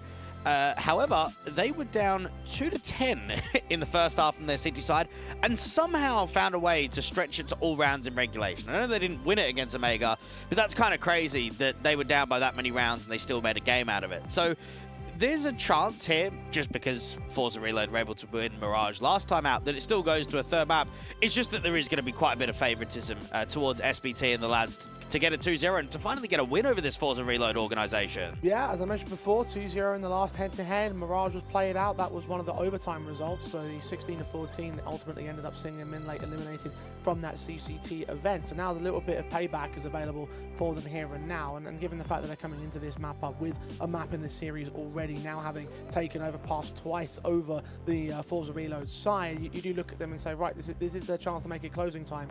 And in any other ordinary circumstance, we would say, right, yeah, this is where they apply their confidence. But I think that it was way too messy to see a whole lot of confidence from the MINLATE camp here. There's a lot of cleanup that needs to be done, and I'm hoping that that cleanup will be available on home territory. It's another one of those map ups, though, where they picked into it. They have a negative win rate on it, though. Yeah, I'd say that MINLATE's map pool is actually quite questionable overall. So Ancient's their highest picked, Nuke is second, Anubis is third, Inferno fourth, and then Mirage at fifth. So they try and change their map pool quite a bit depending on the opponent that they've got, and that's why in back-to-back series against FORZE Reload, they're deciding to go into this map of Mirage. So perhaps having a mindset of, let's go into Ancient if it's weak for our opponents, but let's also look at their map pools and try and punish quite frequently. Now, I will say for MINLATE overall, the T-sides, not just from them, but also from FORZE Reload, were pretty drastically bad out there on map 1. So I think what I'm hoping to see now moving into a map like Mirage is keeping the basics pretty simple, having some decent protocols, good utility usage, good space, timings. I think they just need to work on some of the fundamentals, because we really saw more ecos and, let's say, half-buy rounds being won on a T side than we actually saw gun rounds. And I think a lot of that had to do with the compositions of the T side. I mean, you mentioned partway through that second half is that the Lurker from MINLATE, and I guess this also applies to FORZE Arena to a certain extent as well, the Lurkers weren't really finding much of anything at all. They weren't getting any kills, they weren't pulling any distractions, they weren't making any noise, they weren't gathering information. Like, there was very little that was generated by those players in those particular roles. And I hope that Mirage will be a little bit more standardized to the point where you might be able to expect that, but just to read off some statistics, that doesn't encourage the T-sides anymore from either side. Both teams, 44.1% and 42.5% tap T-side round win percentages. So that's really not encouraging numbers considering what we've seen already in the series so far. So yeah, out of a very bad feeling as to how messy this one could also look in the second map. At the same time, if we're going to look at some positivity, finally the map streak is over of losses for MINLATE. It'd been 8 maps lost in a row. You finally get your first. Now you go into your map pick, 1-0 up in the series. Yeah, confidence is going to be fairly high. Now, out into the pistol, we've got a pretty standard set execute. Now, Shady needs to try and take as much contact away from Spirit, try and set up the Jewelies for damage. Set piece with Connect the Jungle instead. Smoke Spirit inside of the forward smoke of the T-side contact. Draws out first one on Amalek. Existing at that trade back. Look to the long range fights and does take down Shady. Kusmi took a skip with him on the way out of the round. He gets away to the T stairs, or CT stairs rather. Bomb plant will look to get secured in the open. The smokes towards Connect the Jungle and stairs will start to clear away. And it's 3v3 for the retake. Good shots on the SBT to 2 points of health he'll go. And there's a lurk coming into A main from the T side, but then also a lurk and a wrap coming through from something. Now he needs to activate late, which puts a lot of pressure on Stinix to come up with kills. And Kusmi at least strikes with one, but doesn't see that second player. Apollo just went down a simple headshot to Stinix in the exposure. Exist, forced to fight on 2 players. Third man Mirage just. And they'll all 3 will hold their angles. Something's going to get credited with the kill, and the pistol win will go the way of FORZE Reload. Well, even though the trades are pretty good to get out into the bomb site, they use so much util to get out of that A main position because of that smoke with the flashes that they don't have any more flashes left. So when it comes to taking CT control, they just can't really do it because you don't have that extra piece of view. You needed that util, needed that little extra, and, well, for MINLATE, there is a chance to force buy here. He did get the plant down, did take a couple of casualties with you. Lacking a lot of different areas there, MINLATE. The util and the post plant. I remember 2 of those 3 players in that 3v3 not having any Kevlar either. So when the retake of the proper push forward came in from FORZE Reload, particularly simple, especially with the headshot that was gained on the one man that did have Kevlar. And they will opt for the force up here in the second. They want to try and steal away from FORZE Reload their advantage. And again, try and return a little bit of payback towards FORZE Reload, because they did the exact same thing on the first map of the series. It went pistol win for MINLATE, then 3-1 on the FORZE Reload side. That's going to be the chance for the Polish crew to try and mirror image the start of that map. Great timing on a walkout here from SPT. I think he's just been seen on the jiggle, though. Yeah, Shane's going to adjust. He's going to move back towards Palace as well. Apollo with the opening kill. Kusmi exists back and forth. They will go. Advantage for MINLATE here. They're on the bomb site fighting from range. Shady with Stinix assistance will take down Exist, reduce them to 2 players on the MINLATE side as Amanek also fell on the interim. Those scores for the Deagles, seeing where Shady's at. Shady focus fire onto Polo, and Skit can finally get that kill together. M4 picked up bomb, not planted for him fully though, and the CTs will recognize this. They haven't got any util to really cover themselves off to the cross though. Just one smoke, good shot from Skit. Second man doesn't go down, and something holds the round. Well, this is where you force buy again if you're MINLATE. Yeah. Extra cash injection, more loss bonus, 4 casualties.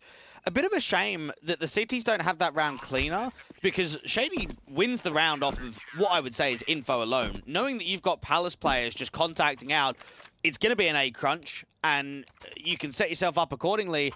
It was quite scrappy out there from the stairs. The player towards the Tetris angle was struggling to deal with the 2 different angles at the same point. And then we just see, for what feels like a brief moment, if they get that kill against the short player on straight away, that it might even be a steal for the T side.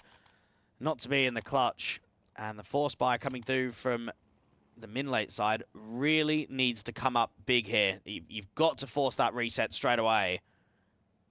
Well, you saw Exist buying and then refunding his equipment. I'm not sure if that was because of Amanek's DC or because of a change in call there from the MINLATE side. They did have intentions about it, and it, as you mentioned a moment ago, would look like a stronger force buy compared to the previous. You got $4,000 on Polo on Polo. Skit's got $3,600. SBT and Amanek around the 3,000 mark. A decent amount of cash to play with compared to the previous. Just knowing that FORZE Reload on a reset. I mean, you called it immediately off the back of that the defuse. Make the most sense for FORZE's ultimate deficit to come in against them. And we'll see what MINLATE decide to do when Amalek does return to server. But the choice to me seems very obvious. And I find it crazy after witnessing what Shady was doing with that big green out on map number 1, that so far this year, Jay, he's averaging a .96 rating, which is the lowest out of anyone on the team. You wouldn't expect that. And I know that we're only looking at it as a sample size for just a single map, rather than maybe looking at other best of 3s and covering this team frequently. I mean, you and I would cast them a couple of weeks ago. But even still, the way that he was performing feels like he's a star AWPer. Feels like someone that can take a lot of duels, win a lot of fights, win a lot of games. But yet the numbers just don't seem to show that at all. So has to be very inconsistent, has to be very up and down. So I wonder what kind of showing we're going to get from him now he comes out to Mirage and not Overpass.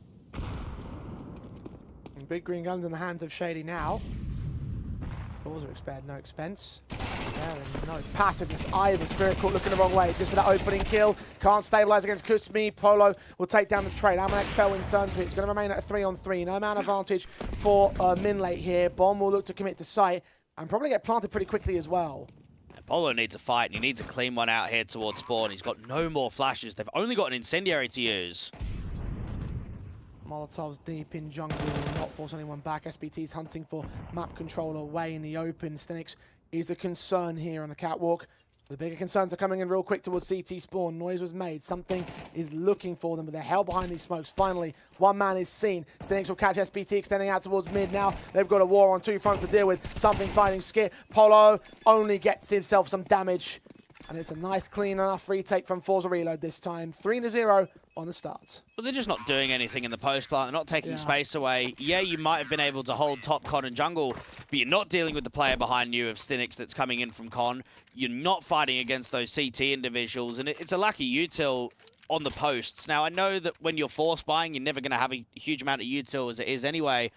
But if you don't have util, you need to keep fighting for space. You need to keep taking as much of territory away as possible, and it just doesn't happen. They all get sandwiched. They all get caught. They can't move anywhere. And unfortunately, it gets yourself into a position where you don't want to just keep buying. You're down 0-3. You can get a hero up. You can get a few upgrades. Try and make this round dangerous, but it's about getting a strong buy ahead. Feels like we've gone from one major T-side problem to a completely different one in the space of 2 maps. Lurkers to post plants. MINLATE will lose the first kill in this eco round overall. Well, a half buy around the hero weapon, as you mentioned, none of them exist. Lost bonus builds into a true buy in the next. Minus exist.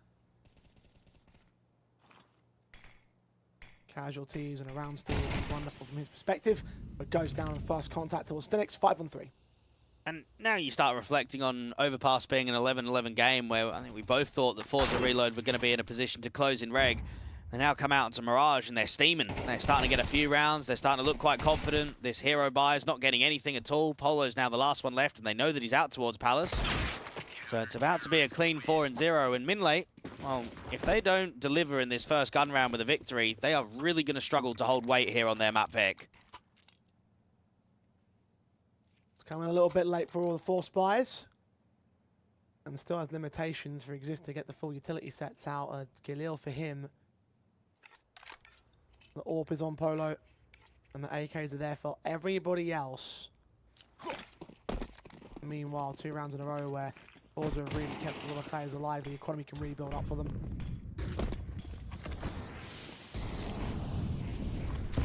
Shady, initial nades and utility out towards mid. Molotovs and HGs against them. Kusmi extending towards underpass is going to clear out a lot of space, so there's already the information back. Shady just about gets punished by Skit. Exist also takes down Stenix elsewhere, so advantage established for the T side, and Skit's going to extend it as well. Spirit down, Kusmi caught by the AWP. That extension goes nowhere for the CTs. And something in a 1-on-4 here. Bomb is leaning his way into the A-bomb site, so he'll try and hold a stance of defensive, hold some sort of potential, but it's very unlikely to get much out of this one. I think he's also been seen, has certainly been seen now. Kill on Skit. Be heard by that AWP, but they've got some time to work with. They can slowly peek in, get the casualty together, and score the first for the T side. Yeah, don't us Brits like to say same, but different? Isn't that the same case? Shady gets an AWP pick. Looks quite good. And then nobody else gets a jewel anywhere. I know that he gets traded quickly, but that was just, it was just almost laughable out on the last map how many rounds we had Shady just creating picks, working, round-winning plays, and then just everyone else collapsing around him. Just to even get a trade, just someone to help him out on A, even to pull that second player away from the trade frag.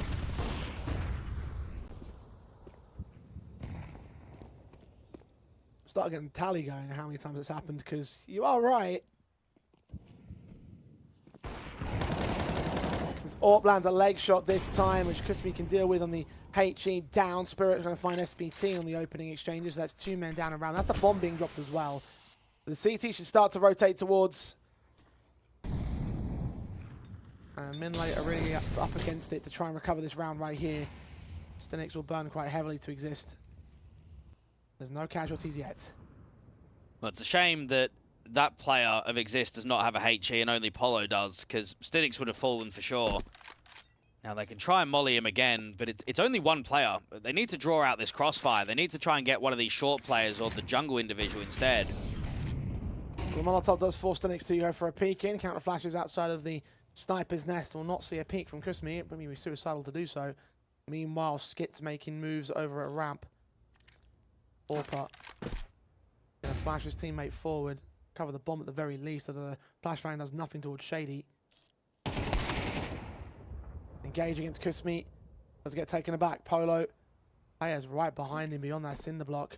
Something here, the utility coming. Polo turns in towards the man, missing that shot. Something as the man advantage. Spirit takes down Exist. Skit now stands alone. Swung upon by Spirit. Makes it a triple in the round. And an instant confident response from FORZE Reload here. Now, we saw MINLATE getting off to a bit of a slow start in that last map, individually not putting up a huge amount of numbers. It's the exact same thing's happening again. Now, this is a veteran player. It's someone that's got nearly 1,300 maps played on HLTV and easily the most experienced player in the server, the only player that's played at Tier 1 in this entire server. And this T-side, it is quite flat. I mean, they lose a couple of picks quite early on in A ramp, which never helps, but 1-5 down. We had, what, a 10-4 out there on Overpass. I do wonder if this could just be a best of 3, which is quite one-sided from at least early starts in halves.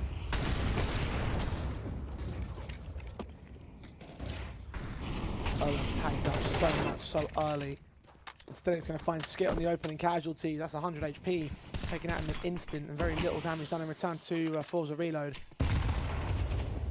Once again, the utility and opening stances of the Academy side. Works against MINLATE.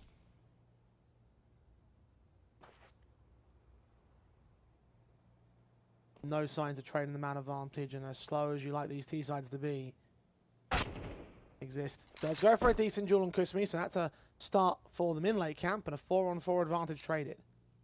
Similar to Overpass, didn't get many A hits for such a long time. It's now the same on Mirage. We haven't had any B lanes. Now that AWP is posted. Shady should get an easy kill. Yep, there it is. How an extra now for a little extra moment too long. Second shot from Shady doesn't quite come in. Stinix is now pressured, got some smokes to buy himself some cover. Shady repositioning to land on the SBT as Stinix does go down. Player on site. Oh, Shady finds him. Triple in it. And the AWP Apollo. Got Shady hiding in the smoke. And got something on the bomb site. No angular workability. Quadra for Shady. Another excellent round. This time without being let down, at least to a 6th, a minimum taken by FORZE Reload.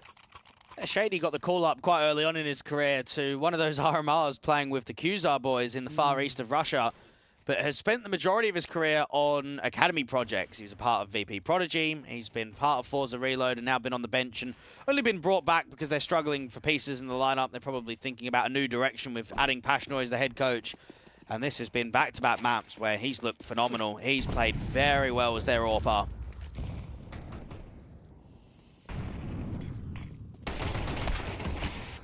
Excellent series from him. Spirit takes down Exist. Half-brought pistols will try and work a bomb plant or damage up, and 1 kill will go against Kusmi. Spirit instantly on that trade. Love to take that AK out of the equation here for FORZE Reload MINLATE. Weaken the weapon state of the opposition because they've had those 2 AKs for a while now and they have been deadly. Shady's all just as much so himself. Shot on that last man standing, down to Spirit, tripling around for him. And half advantage for FORZE Reload, 7-1. You just got Amanek and co side that aren't generating very much at all. Apollo can get the AWP up. I think Exist has done well in some of the mid defaults to work a con pick or to get someone out towards ladder or maybe an overswing towards window. But they've been losing a lot of fights, and there's also quite a few AKs that are being saved in the FORZE Reload hands for these last few gun rounds. The Spirit out on the A defense, something that's out there is the B anchor. Shady very late trying to get in there towards ladder. Doesn't get punished by any early swing, and the breakage of the smoke allows Polo to get that first opening kill against the window individual. It's an excellent frag.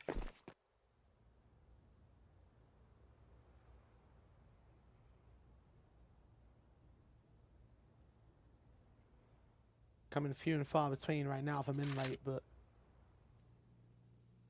enough around 9 of the advantage. They really do want to try and claim some return at the tail end of this half.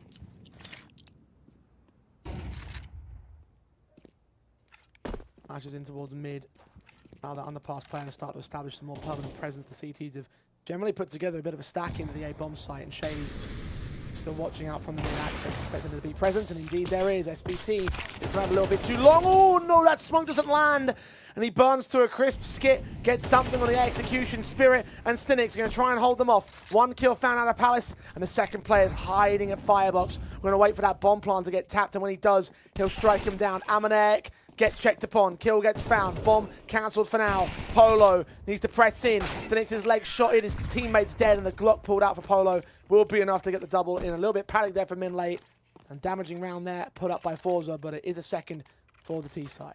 It's a great setup there from FORZE Reload. I think they get quite unlucky to not win that 2v4 with the distraction of the player in from Palace and then a Firebox individual just full baiting. Oh, it was nearly on. And MINLATE would have thought that after getting this pick towards ladder, that they pretty cleanly opened up A. That got pretty touch and go. That got quite down to the wire. Now, right here, I think you've got to get 5 T rounds. I think you have to go completely undefeated for the next 3 in a row.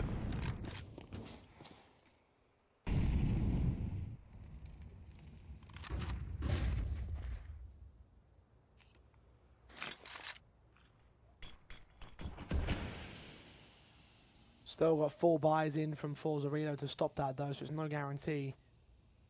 Still an SMG on your own setup. It's not ideal for MINLATE. Amanek 0 and 9 with the MP7, so he has found virtually nothing.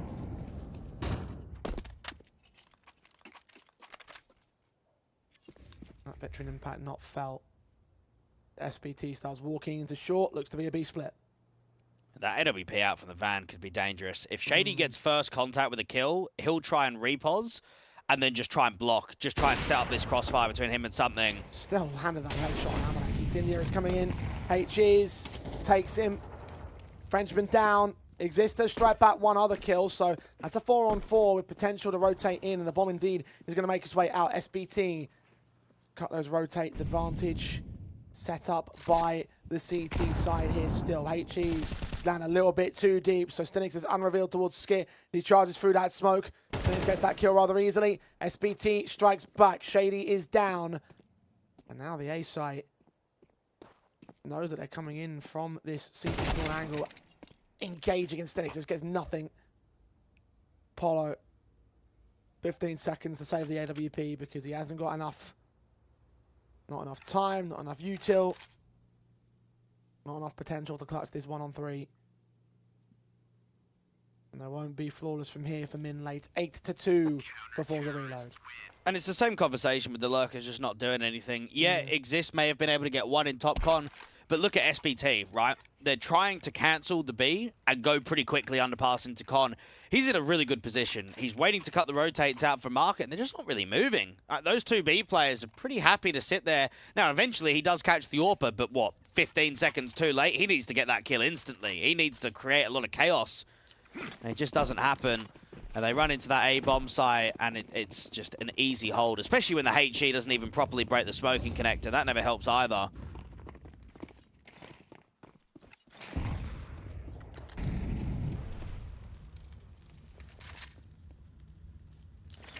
Six rounds to the good.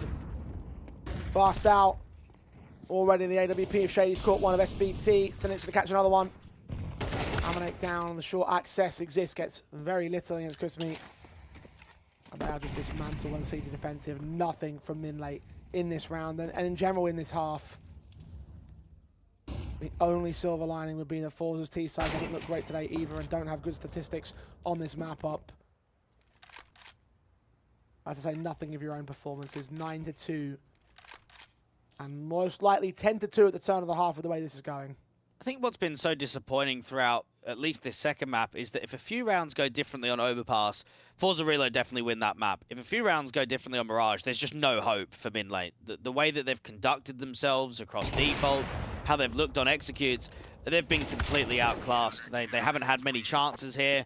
It's been 9-2. You've got players that just aren't putting numbers up, and you've got Shady, no matter where he is. It doesn't matter if he's playing on A, whether he's top con, he's out on B. I mean, he's even been anchoring a few of these last rounds, and he's just always getting a pick when they execute.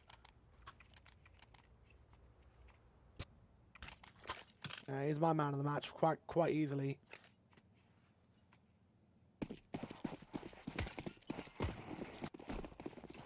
MINLATE. Khalil's. And MP7 for the execution into round 12. Fast into the A bomb site. Skit's going to take down Spirit. To hide inside that smoke. Kushmi's going to get blinded off himself. Bomb now to site. Should get planted. Exist, taking all of that space away, and Shady was just trying to set up util.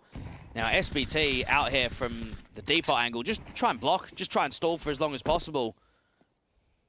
Exist deals with Kushmi. He continues to extend all the way up towards the murder hole via CT spawn. Somehow gets that kill against him, but now he's low HP, so something, going to come up with something on his backstab. Nothing found. Polo takes him.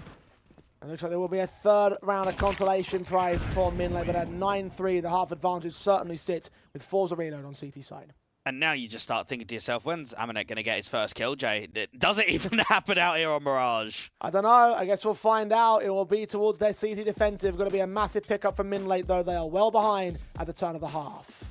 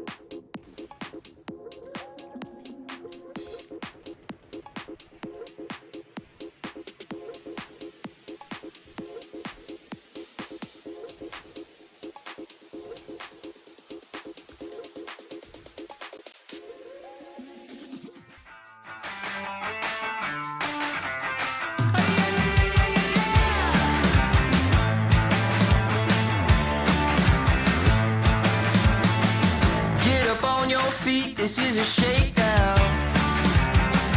Order up that beat just like it's takeout. Show me you got soul inside those new shoes, and you can rock and roll with an attitude. So good, so fresh, just the way you like it. Just the way you like it.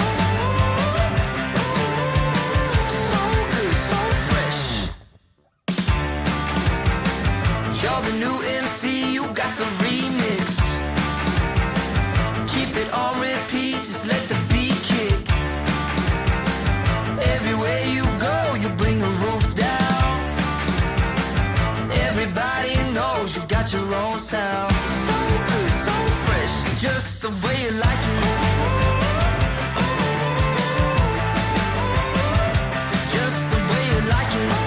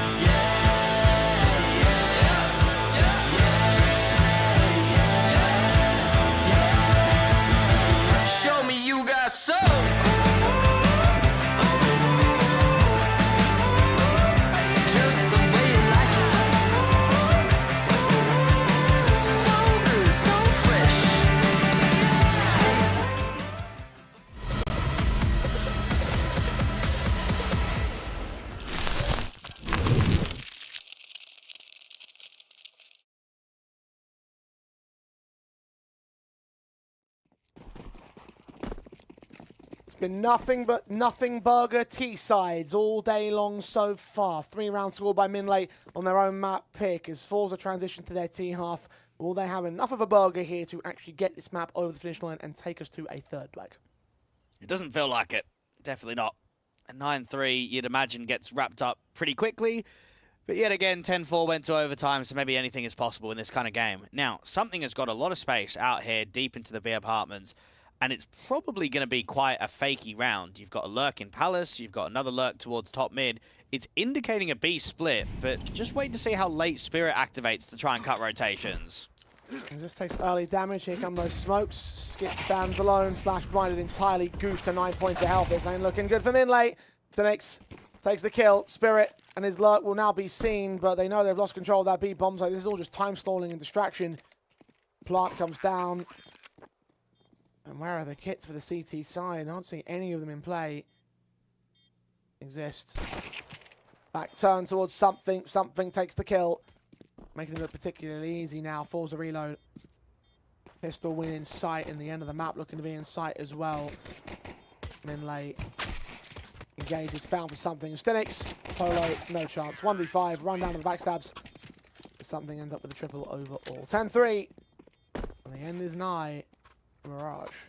And what a shame that FORZE Reload couldn't make this another 2-0 with how good their track record's been against MINLATE, with how many series have been lost in a row from the French and Polish guys. I mean, this was the perfect chance if you are an academy team like a FORZE Reload that are struggling to try and get wins overall, to just get yourself a clean 2-0 and think about that next round in the lower bracket.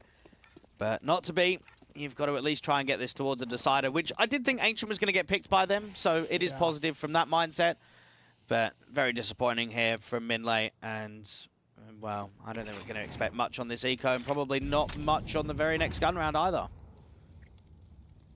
You're asking for 8 in a row, basically, from, not this point, but from where we should be at in the next round, 11-3. 1 round of buffer room to return to overtime. And that's about it in terms of leeway. MINLATE getting very little out of this map up. Goes already found the first. Second goes down to Shady's MP5. Matt Tenner Christian also closing in. Pushing Amanek and doubling up towards Polo. Exist on 7 points of health. Sussed out. Shady takes him. That's 4 kills on SMGs. Lots of money flowing into the bank accounts of FORZE Reload. As the loss bonus builds in, there will be enough savings in the bank for MINLATE to invest. Their only chance to get something on CT side. Yeah, just try and give a little bit of confidence going into Ancient, I think, as a decider. I know it gets a lot of play rate from both of these teams. It's definitely more the successful maps in the pool for both. Yeah, right now, there's not a great feeling about how map 1 or map 2 has gone down. It's crazy to think that we've had a best of 3 of 10-4 and 11-3. They've been very extreme one-sided performances.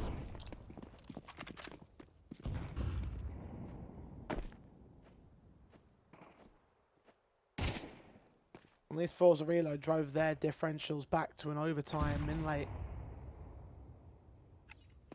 lacking the ability to do so here.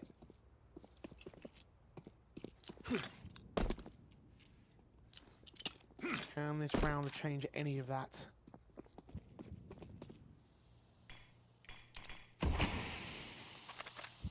And Polo going to look in towards mid to try and watch for T-side contact. That does leave SBT alone on the A-side defense.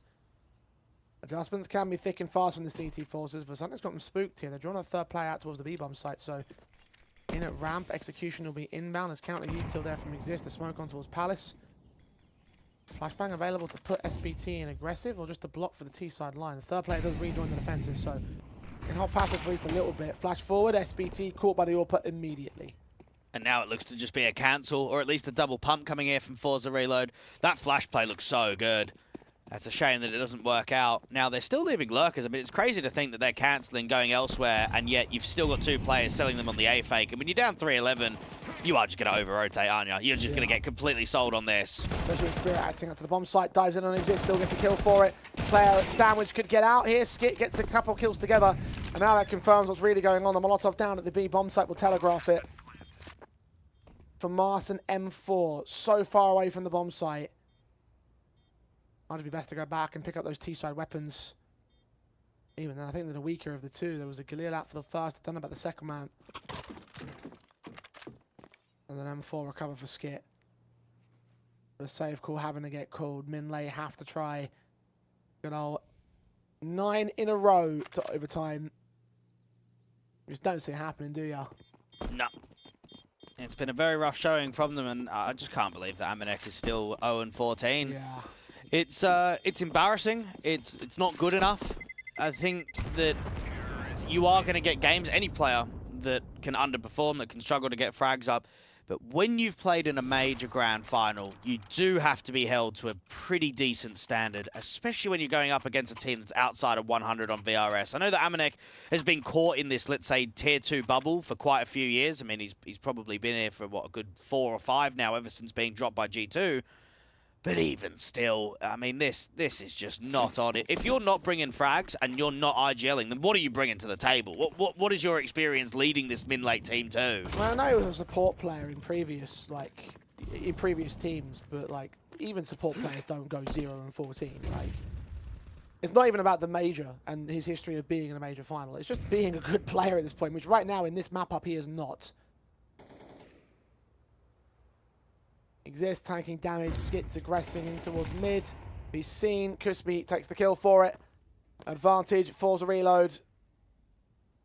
MINLATE trying to make plays, trying to make differences, trying to do something to get them involved here. Just nothing is presenting. And it's been a shame because SBT in that second half was performing really well on Overpass. He was making some good calls. Individually, he was catching some good timing against Shady, but yeah, he's come into Mirage and he's not been able to frag either.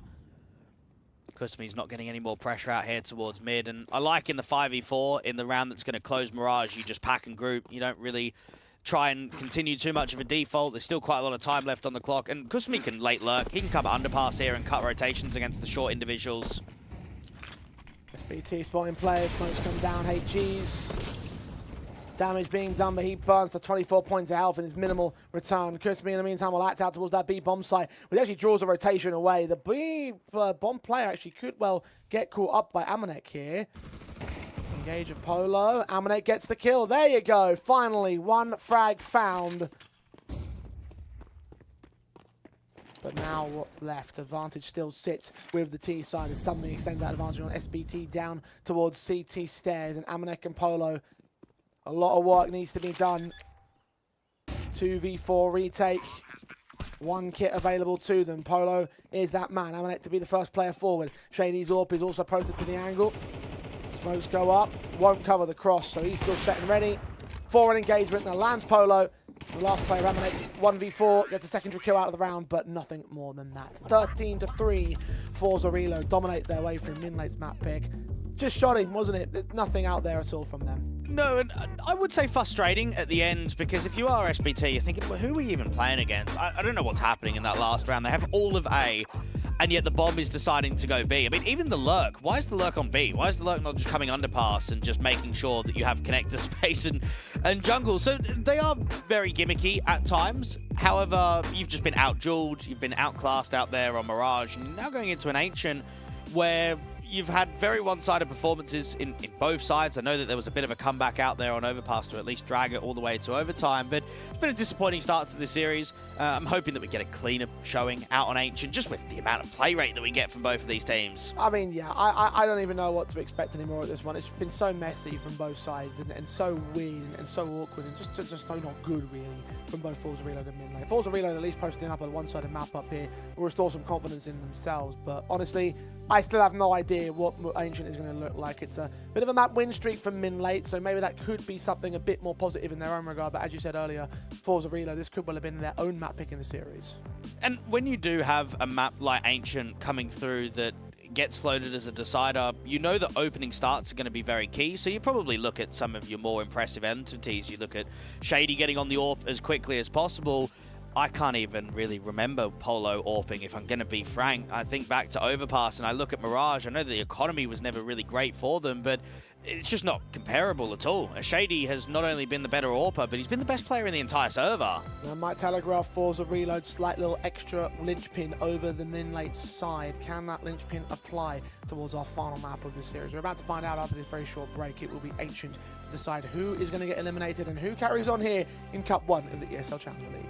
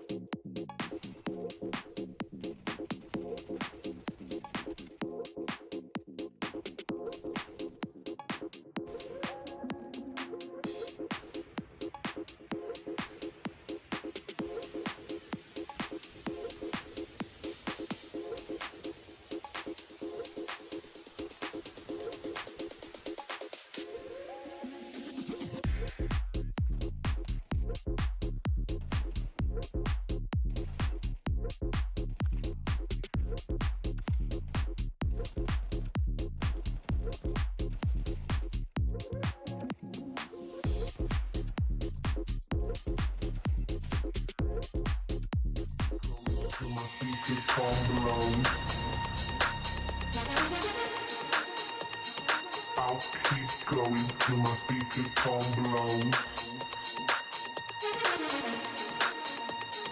I'll keep going till my speaker tone blows. I'll keep going till my till my speaker tone. I'll keep going till my speaker tone blows. Till my speaker come.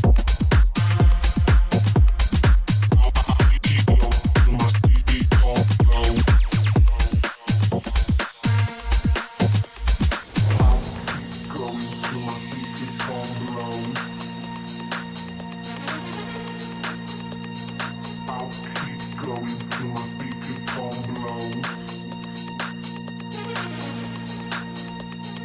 I'll keep going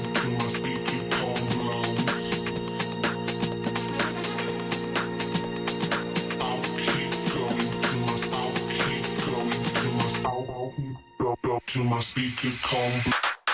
I'll keep going till my speaker come blow.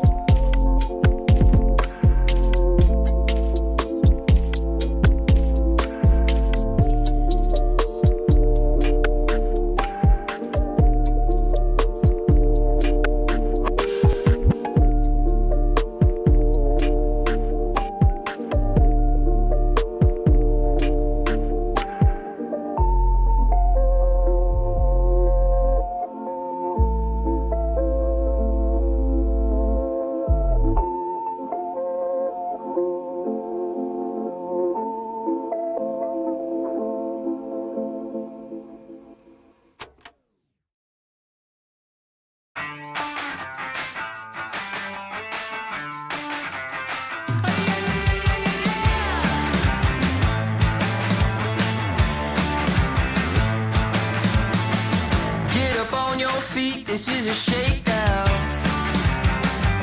Order up that beat just like it's takeout. Show me you got soul inside those new shoes, and you can rock and roll with an attitude. So good, so fresh, just the way you like it. Just the way you like it. So good, so fresh. You're the new MC, you got the remix. Keep it on repeat, just let the beat kick. Everywhere you go, you bring the roof down. Everybody knows you got your own sound. So good, so fresh, just the way you like it.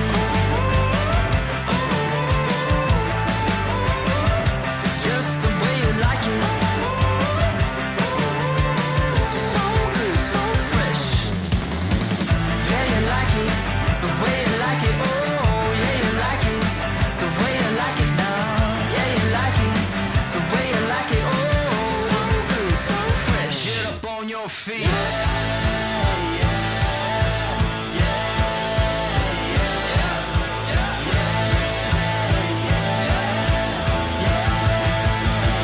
Show me you got soul.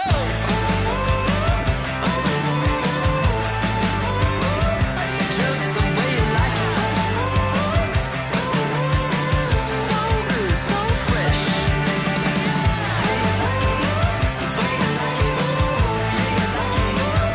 Just the way you like it. The way you like it. So good, so fresh. Get up on your feet, this is a shakedown.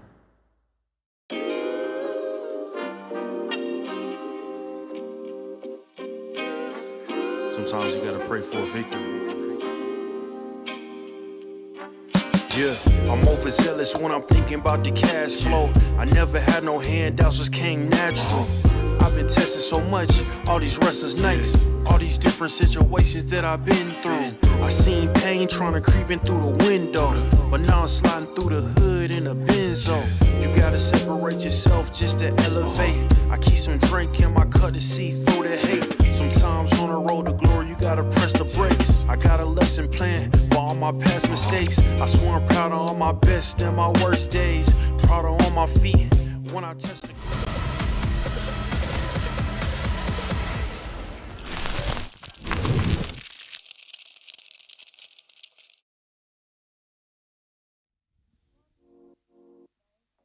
All things look awkward for MINLATE and FORZE Reload. At least FORZE Reload have themselves a significant advantage coming off the back of the last map, 13-3 on Mirage. The final map of the series will have a look at this Ancient here. Like you said earlier, that it could well be FORZE Reload's own pick in the series. Let's see whether or not it will end up being looking like that here in the final map. I just don't even know how much we can draw from previous results. Like, I'll go through it now, but you need to keep it in the back of your mind. We've had an extremely one-sided Overpass and an extremely one-sided Mirage. Now, for FORZE Reload, they've had a few losses on this recently. They did play it today, though, and I think that does help. Knowing that you're able to take the map towards overtime, you've got some play rates, you've got some discussions about what went wrong. I also think the last few officials have been against some pretty good teams. So they played BetBoom, they played X-Ruby, they played that Whitebird team, which is the Alien and Nickelback on LAN twice. Now, for MINLATE, there's a lot of wins, and again, some pretty reputable names. I mean, ArcRed, BetClick, I would say AM is pretty good. Even one win I'd maybe throw in there. The problem is they haven't played it this month, so it's been over 2 weeks since they've played that map. And while it looks very green, there's also not a lot of green with a lot of best of 3 wins. So this is where MINLATE really need to try and put their foot down and turn this streak into one that can elevate this into a best of 3 victory. They might have to rely on that old MVP from the previous map up on their own part of things. And I have a feeling that FORZE Reload are going to take the MVP for the second map of the series, and it leads the Knicks will have that one. I don't think it matters too much to them because, again, it really was just that much of an outclassing across the board from the FORZE Reload camp. And, I mean, look, at least he does look decent enough coming into the final map of the series because he has been an important player for FORZE Reload, especially on that Overpass. He's very experienced, and going into a map like this, he's still played it quite frequently, because I know he's only been here, what, a few weeks, basically only a handful of tournaments. He's played 2 Anubises, he's played 6 Dust 2s, Mirage is up at 5, Nuke at 2, Overpass at 7, and then Ancient is 10. Now that makes a lot of sense, right, because you're picking the map quite frequently on HLTV. The majority of best of 3s that you come into, you're going through it as basically a #1 map in the pool. So knowing that he's going to be well-versed on Ancient and quite comfortable on the map overall is a good ability to try and come into this decider. I also just think that good starts are going to be critical for either one of these teams winning opening pistol, winning first gun round. It would be nice to have a competitive start to the game, maybe have some back and forth rounds, but we just haven't had that across the series, at least so far. No, again, 4-8 halves, 9-3 halves, 13-3 advantages, 10-4 advantages. Like, so much has been so one-sided. The only real moment where it has been close has been that first map where FORZE Reload were down by the margin, and they managed to take a comeback back all the way towards the overtime, and eventually lost out on that map in the series. So, like, I don't see any sort of major back and forths, at least in terms of how the series has gone down so far. And as well as that, just taking a look at the compositions and taking a look at the way things have panned out for both of these T sides so far, it just feels way, way too messy. And so I'd imagine that even the half advantage or the half start advantage might be enough to tip this series in favour of one team or the other. No, I think that's very true. I think you come out to the CT side, you run Julies into a pistol, you get yourself off and beginning with the right foot, and then you try and pressurize another 8-4, another 9-3, something really one-sided. I think it will come down to a few key players. Now, I look at the MINLATE side. Polo's been performing quite well on this map recently, especially in the winning streak that's occurred. Exist has been the most stable rifler out of the majority of the core, so they're probably the 2 to watch out for. And then I think for FORZE Reload, you probably think about the in-game leader of Kusmi that's going to be in that cave position. You think about Shady with the AWP. I mean, his stats seem to say that he doesn't perform very well on this map. He's not really been performing very well recently, but the way that he's played in this series, you'd expect him to be the best player again. I think you have to look at him in a very high regard. That's kind of my assessment of things here for Shady. I mean, we talked earlier about how he might not have a permanent place in the roster. He might have a permanent place in the roster being on the bench and all, but still up in the air because officially he is on the bench for this side standing in right now to fill up the numbers. And I think when you talk about Polo and what he's been able to find impact here in this map in previous history, I mean, you was mentioning it before we went to the break, like, between the comparison of the 2 AWP players, Shady's easily been the better of them. Like, he has had much more impact, much more big moments, and many more impactful opportunities generated for the FORZE Reload side. So MINLATE, we just got to catch a little bit of that knife round, rather, excuse me, and they will take the CT side start of things, and that is again very important to them because every little helps with how awkward and weird this series has been. So let's see if it's enough. Last round, last map of this game. By the end of it, MINLATE or FORZE Reload will be eliminated in last place from the ECL Season 51 EU Cup #1. Blocks out, USP's out, Julie's for SBT, the pistol round is going live. And not only will the loser be eliminated, but the losing team's going to just add another best of 3 loss on HLTV. There's some awful streaks coming out from both of these teams. Wins are certainly required. Now, 3B early round, and what looks to be a B exec. Shady setting up a long smoke. They've also got themselves a molly and a couple of flashbangs to get in quick. Spokes involved, Polo backlines USP, taking a few pop shots at the T-side entries, but can't get any of the kills for a Goosh down at 10 points of health. SBT extending out towards lane, they catch him on the backstab. It might have to concede the bomb plant here. Tapped and held, SBT now sussed out, HE's on towards Kusmi, tagging him to single-digit HP margins, so there's a lot of potential trades and kills are coming for both sides here. Something in Spirit start rushing down SBT, and they get the kill against him. Kusmi finds Skit as well. Amanex on site. It was very fragile to the last map up, and Goose with 2 points of health. Might not be the same here for this pistol round. Exist is standing alone. Polo falls, he can get 1 kill out on the exit frags, but nothing on the retake. Pistol win for FORZE Reload. That decoy, in fact, out there towards the cave, tried to get SBT to play anti-flash, and you very rarely see decoys being invested or even thrown in general, but it helped out in that one. Now, I know that we've been talking about the scrappy T sides and the lack overall. I mean, you can see on that pistol, there's missed util. That smoke towards short just does not land. So as soon as they put the molly out to the cave entrance and behind default, it just lands within the smoke. Now, that's something to always consider and have in the back of your mind. How much missed util are we going to perhaps be seeing on this T side? How much punishment is there going to be because of it? I mean, the elbow pop is just no resistance whatsoever. Even though it's a force buy, the CTs are stacked up heavily towards Donut and being more defensive. Man acting out towards the B-bomb site. Skit in particular, drive-by. 5-7 shot onto Kusmi. Getting him recover his gun. I'm not quite have the space to do so, though. Surprising opening for the CT side, and going to get backed up by SPT now. Skit. They're really going to push this margin. The timing is going to be awkward. Forwards the next scene. Okay. 5 on 3. Actually, might be a steal here. The CT's on the A-bomb site lane are starting to act out. SPT holds the center of the B-bomb site. Molotov's position. Tagged up. Can't get away. Spirit's too close. Kill gets found. Mac 10 overwhelmed by the range game. And a 4v2 ensues for MINLATE. The bomb's been dropped, however, and something's going to get smoked off of it. He has to try and fight on the edge of this smoke. At least they've got time. They can respect it. They need this cave player to come in with damage, and, well, this round's definitely over. And then you end up saving the double AKs.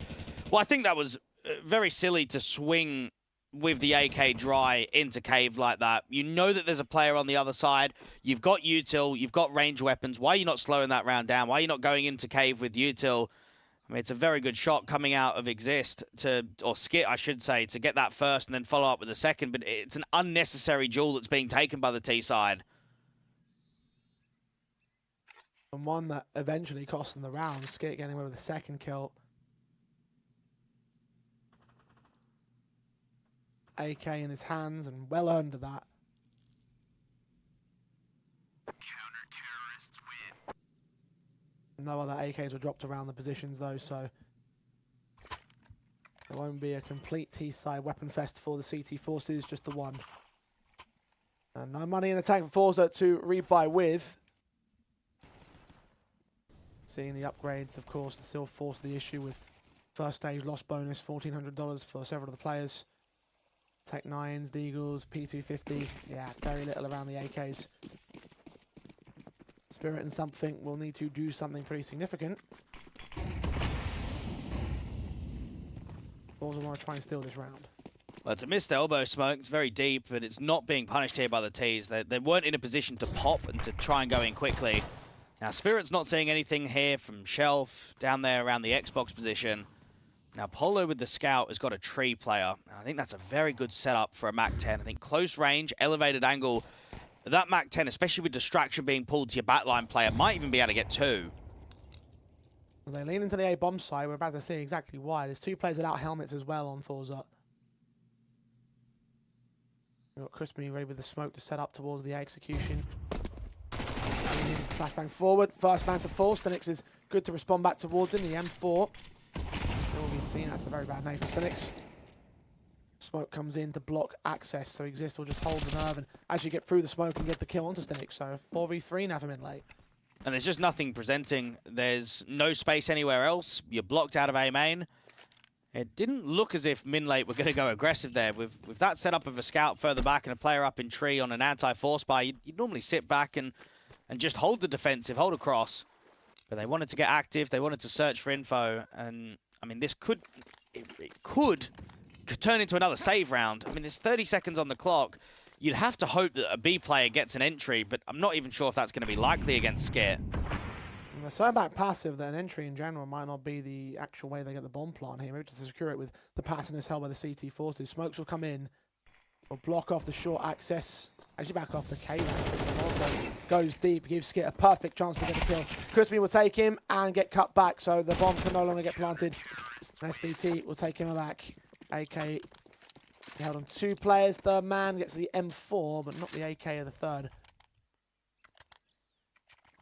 So more T-side weapons with the CT forces, and the Harsher Eco now out for FORZE reload.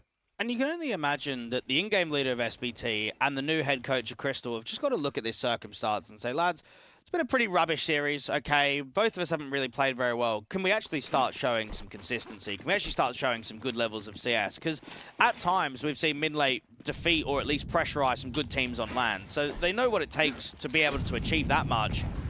Let's just see if Ancient is going to be their wish. Aggro play in from mid, and, well, FORZE reload are nowhere near to be seen. Just leaning into the A-bomb site via main. Wrap around. It shouldn't come in with a bomb eventually. They're just going to try and act out See what they can gain out of this. Bomb plant would be preferable. And I picked the right bomb side. There's only one man to resist. Polo finding Shady first. HG nicely placed on 2 men. Kill, damage, triple. Quadra available to Stinix, and Cindy is going to have to drive him back. Because they haven't lost the bomb here for the T side, but I don't know if they do much else here. 5 on 2. No Kevlar, no HP for Stinix, and no utility for either of the 2 players. And MINLATE will focus up now. We're going to the next gun round. You're up 3-1. Every single map's been one-sided from the first halves. You've got easy, let's say, momentum on your side. Now, the larger question is, does Amanek want to get rid of this MP7 and upgrade an AWP, get that into the hands of someone like Polo, or do you try and use it as a bonus round? I think either 2 options are pretty promising right now with the position of how the start of Ancient's going on. I think the AKs, though, for SBT, especially with his fragging levels that he brought on that T side of Overpass, I'm excited to see if he can bring some of that, because, yeah, he didn't play particularly well. I think he was struggling in quite a lot of duels out there on Mirage.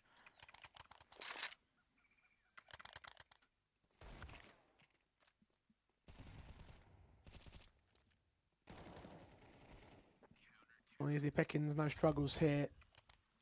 MINLATE get the 3-1 advantage that FORZE Reload had gained the T side of the first map, the start of Overpass. MINLATE bounce back to turn it an 8-4 half. Will FORZE Reload do the same thing here? Will MINLATE carry this straight forward? They're going to carry that aggression forward, and Amanek will go down for it. MP7, the bonus weapon, bites onto the man, and there's a nice easy kill for the likes of Spirit. Second player looking to lean forward. Timing's off for Spirit, and Exist has actually managed to get himself into an off angle. This actually could be very powerful for the CT side. It definitely can be. It depends on how the B defenders go, because you've got your one donut player that needs to focus all of the emphasis towards mid, and then you've got your 2 players on B that just need to block. They need to try and stall out as much time as possible. Now, they might even gamble this here and keep 3 players towards B, and if it is going to be an end A, then Exist is going to be the player to try and deny as much as possible in main. Options still available for FORZE Reload, but with the bomb being back at the B doorway, it does feel like the round is pretty naturally set to the execution. 3 to meet him. Got 1 player playing with head and swivel just in case there is some sort of red room move. Spirit now. Oh, head turned away. It's all a lurker. He gets that kill together, and now the T's have to hit. Or do they change tack? They were thinking about it. The CTs have counteracted with a rotate of their own. Exist seeing nothing else, but he's calling in. Don't go. Don't come to me. Stay on B. Skip waits. SBT. Blind spray beyond that smoke. Covering 5 from the T side will drive him away, and they can secure this plant. Polo can get his kill back on Shady, and Stinix will respond towards Skit. 3v3 retake. Cusby needs this fight, and he needs it against the long player now. Flash forward. SBT leaned in. Polo with that kill. Stinix returns fire.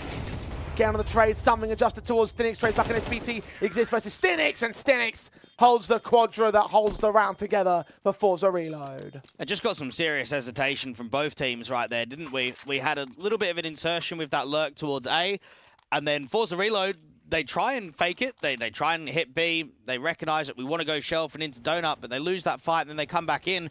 But the CTs are also over-rotating. And then I think those small details of a lot of movement, of mass players repositioning, tells you that both teams aren't really confident right now. Both teams aren't quite getting the right reads on the situations. And for FORZE Reload, it might be a clutch win, but it's not a great-looking buy going into round 6 at all. Better for MINLATE, who could get right back with a response to the AWP Apollo. We're going to advanced angle down into A main. Now going to back up towards Temple to watch a bit more passive on the entrance, seeing that Shadow.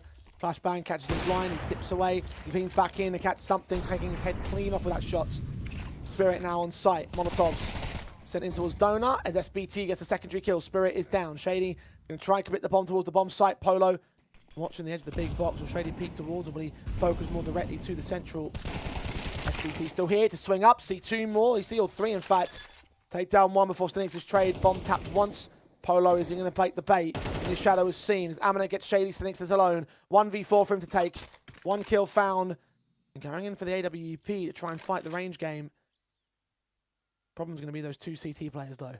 He's just got to draw fights, and that's never easy. If he can get himself back out towards A main, then he can hold on to that AWP and bring it forward into the next round. I think it was a very good knowledge of Polo of how to play out in Temple, because he doesn't have another A player, does he? He doesn't have someone that can rotate into Donut quickly, doesn't have a Red Room player that can come fast out from spawn. So when you see all that util and you know the A exec is coming, you just can't afford to fall back. You can't afford to just reposition out towards CT spawn. Even though he's flashed, he steps back ever so slightly and knows that he has to repeat, get on the front foot, look to try and strike, and then from there, SBT is very sneaky to walk through that CT smoke, get behind default. He just creates a lot of panic on the bomb site. It makes it very difficult for the bomb to go down. And MINLATE may have lost a clutched out to Stinix, but it's the perfect response. This is absolutely everything that you're looking for in the follow-up round. And what a follow-up round to contrast the previous. You talk about the composure of the AWP of Polo there. I mean, just thinking about how panicked MINLATE were when they got that first contact over at the A main aggression. Like, night and day between round 6 and 5. And MINLATE disallowing FORZE reload to get back on their soapbox. Open AK with 3 Tech 9s available for the T side.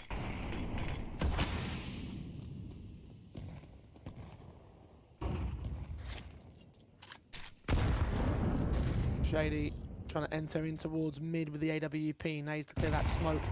But no one's aggressing here from MINLATE. Just got Polo playing back in Red Room. 3 players to fight for the lane control over on the B-bomb. So they're going to get information back to start committing players to rotate to support those 2.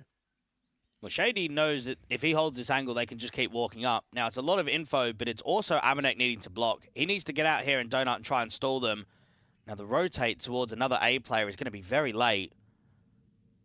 He's going to get here. Exist can just about beat to the execution. Just me, jump face, tag 9, that's a tag shot. And Amanek gets Shady down as well. Turn towards the bomb side where Exist is going to play with their backs turned towards CT spawn entrance. Triple secure by Amanek. Stinix can trade him, but he can't trade Polo. Returns fire with the M4. And MINLATE have 5. Yeah, he's finally been released to the handcuffs and he's got hands to use. There we go. That's what we want to see from Amanek. Great shot against the secondary player, especially with how well Shady's played. I mean, you're posted on the angle as an AWP deep in Donut and you just lose a fight to an SMG. Now, for FORZE Reload, this is not looking promising. This is going to be a very difficult first half. The economy's not in your favor. You're probably only going to get 4 T rounds at absolute most, which means that for MINLATE, we are going to see, once again, another one-sided half score. Nades on Stinix. Look at all that damage compounding. 21 points of health. So well placed from MINLATE on the util.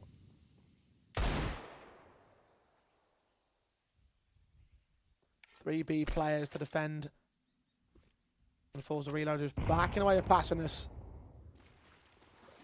Haven't got a lot of breathing room, haven't got a lot of potential behind this round. They're going to use all their wits about them. Maybe a lean back into main, get towards A site on the bomb plant. The best thing they're hoping for here.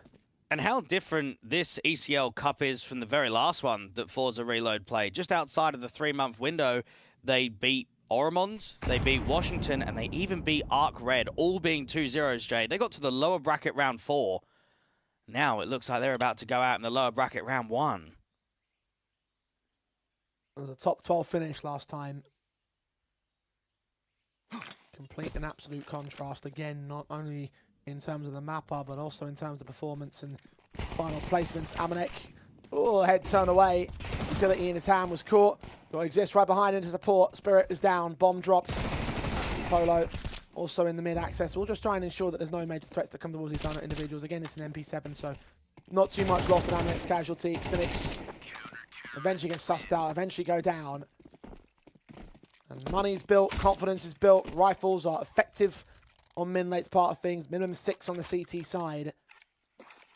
And it's starting to look a lot like how Mirage was, just in reverse at this stage.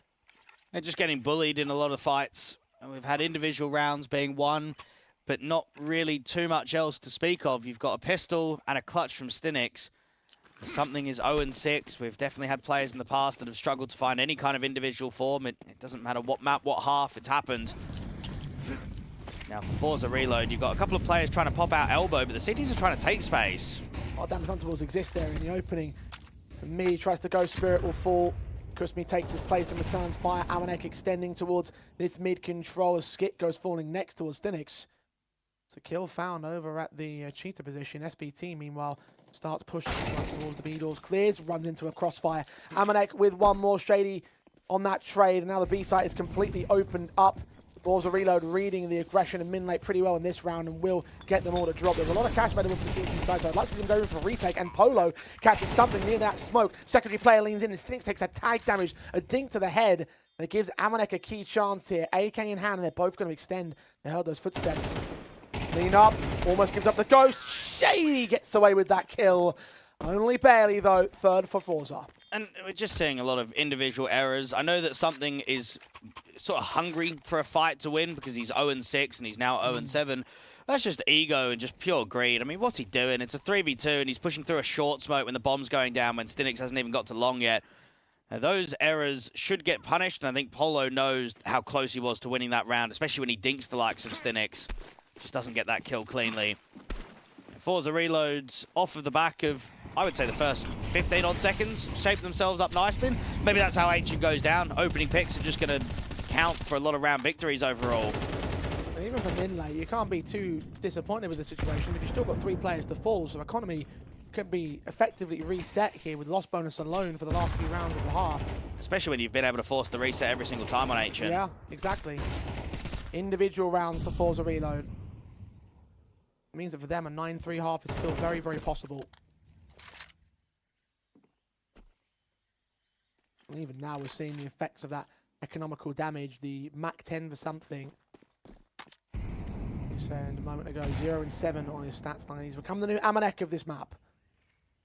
Now, we've got a space taking position, but he's been seen. He knows that he's out towards Red Room. Tough now. SBT gets commed over and deals with the man. Exist does get caught back on a trade, though, so no transition out of this donut entrance. Even with the kill 2 donut, they're not over-rotating the B players. They're still keeping 3 CTs on the bomb site. Polo will hold, smoke start coming in towards short, and Stinix somehow a pixel away from getting shot down by Polo. Gets away with a kill with a headshot. The M4 of Skit now in with a kill. Not quite the double, but Stinix is low, as is Kusmi. Both players round this corner, and the AWP pressured against the AK picked up by SPT. Can't hold on to the casualty. And they are both once again tagged for Amanek to go in for the 1v2. Exact same 1v2. Him versus Stinix and Shady. Stinix leans up, AWP. Pixels away from being seen, and he connects on that AWP. Another all-important round for FORZE Reload. That might still look to tie up the half here. Well, fair play to Stinix. He has played very well in this final map. He won the 1v2, retaking the B bomb site, and we get it right there where, I mean, look at the shot against Polo.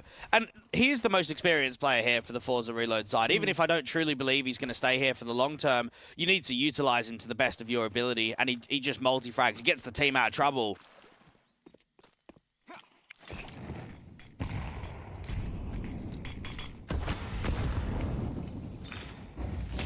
Hero AWP now for MINLATE.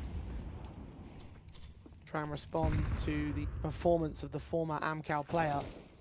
Not in the same role, but certainly maintaining across this series. He might have dipped off an overpass that might have given MINLATE the way into winning out that map, but he was also performing there as well. Part of the A defensive, the solo man with 4 pistols to stack up on the B site. It's a gamble. If they all fall, if the execution happens on B, then he'll just save that big green. I mean, they have stolen these rounds in the past. Oh, Shady. Turned away from that peek up of the Deagle. Now the Molotov is sent in. Flashbangs go over, but they will not execute off the back of them. They are still going to pick up the pace here. Stinix checking out in cave, and Existus doesn't pull the trigger in time.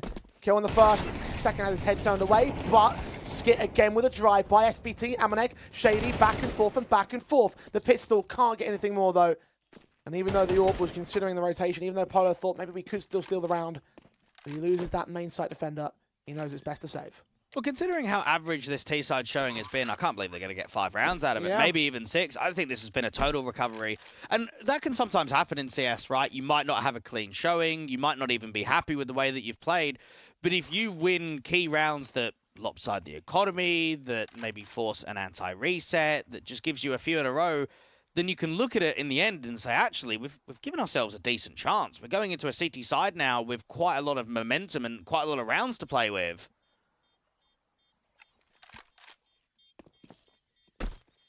It was looking like it could be a simple enough one side of the fair for MINLATE. Becomes a little bit more complicated as a result.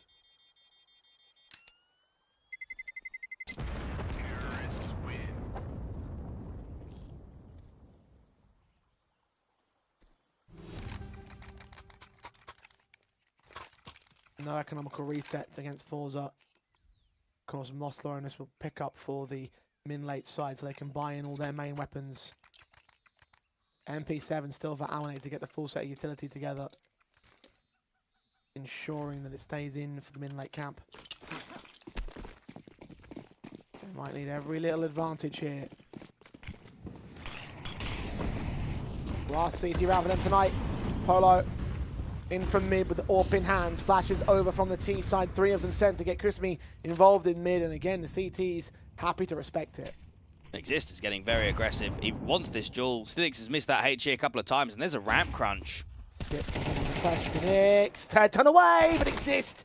The spray was off. SPT can get one back. His teammate to push forward, but Skip gets caught. And now SPT needs to fall back to the bomb site. Needs backup desperately so. Amanek is on the way, but it's only an MP7, and SPT does not know about the extension of Stinix right here. He'll check the cave entrance, but now's a chance for Stinix to strike him down and secure this bomb site now. The bomb should commit. Meanwhile, over in mid, Spirit's going to catch off the AWP player, and he was seen himself, and Polo will not extend out in the open, not get caught in the open by the man. Leaves Amanek alone to defend the bomb site. Again, an SMG to deal with them all. From range. Just domed in by Kushmi. And Polo, no choice to save in this round. 1v4. And getting pressed upon by the T side. Shady's already in position and shuts him down. Indeed, FORZE reload from a massive deficit will bring it back to 6-all at the zone. What a round and what a half coming out from Stinix. I can't believe that's another one. How Extinct doesn't even get that pick. And I just have to look at a player dropping 17, Jay, thinking he might even drop 30 by the end. It's very possible. He is the mean performer and it might be the ultimate difference maker. FORZE reload recover. Now can they survive? We'll find out after the break.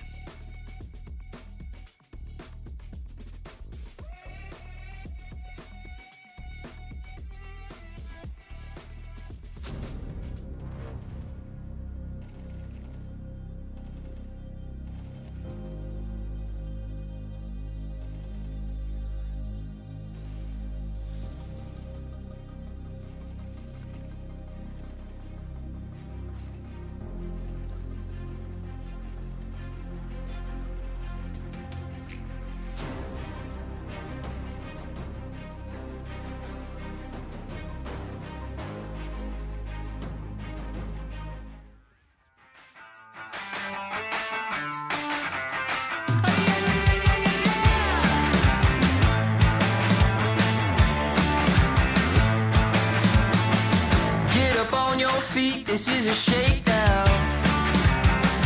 Order up that beat just like a takeout. Show me you got soul inside those new shoes, and you can rock and roll with an attitude. So good, so fresh, just the way you like it.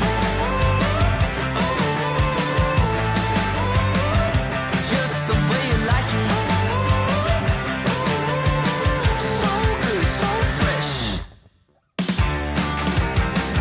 You're the new MC, you got the remix. Keep it on repeat, just let the beat kick. Everywhere you go, you bring the roof down. Everybody knows you got your own sound. So good, so fresh, just the way you like it. Just the way you like it.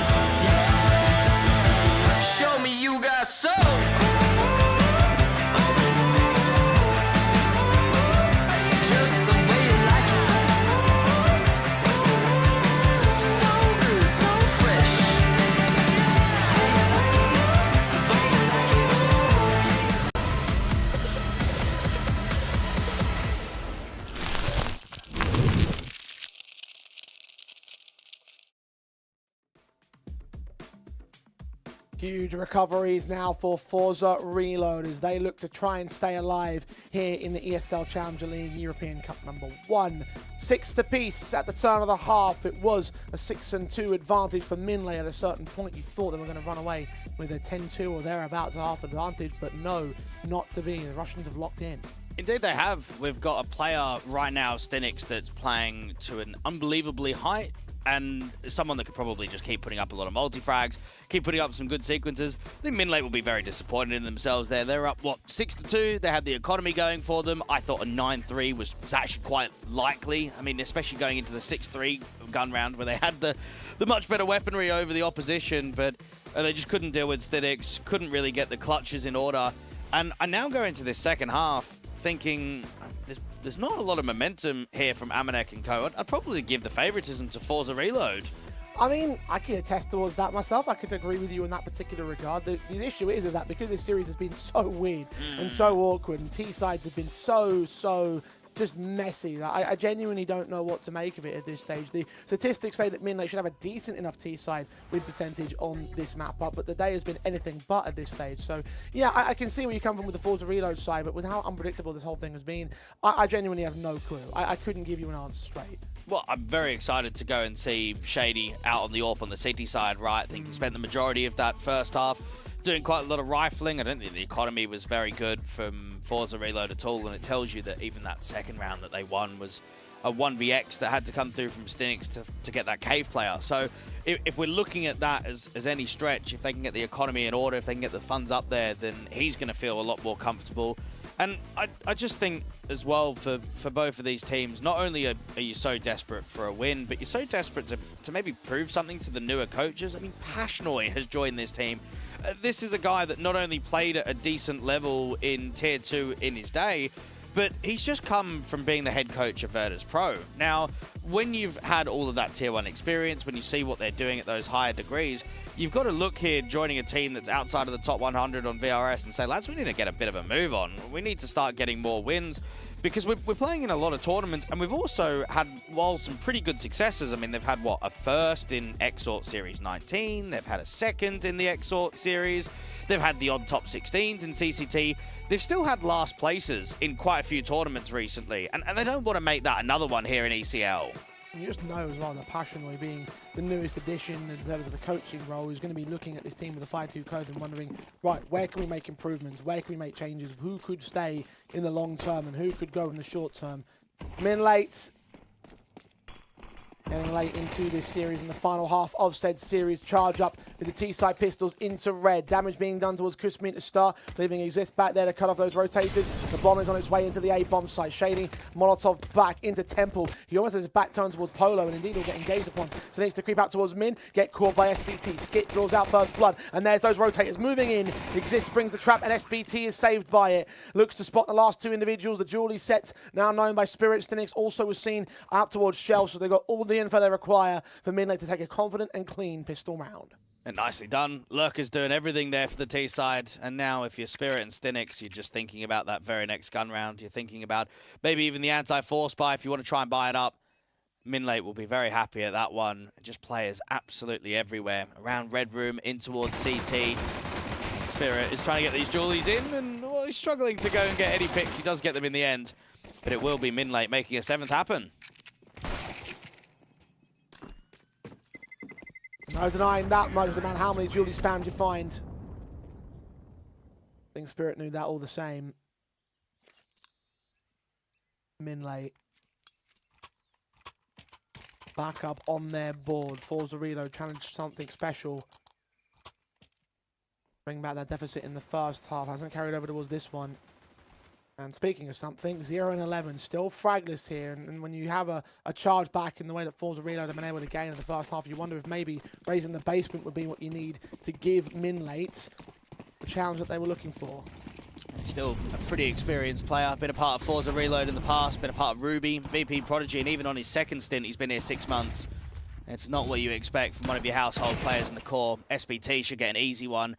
And something was just being sentenced to his death there. I mean, I'm surprised that Stinix isn't even really peaked with him. Yes, he's got an SMG, but there's not much of a dual crossfire at all. Eventually they catch him, but the T's are just accelerating into Red Room. And Polo can just get up on top of Shelf to get the kill onto Kushmi. Really attention, as you mentioned, leaving a big old gap in the fence. And they might start to be aware of the fact there's only one more player out here on the B defensive. Stinix is a key threat, but he's also well out of position. Can't deny the bomb plant from here.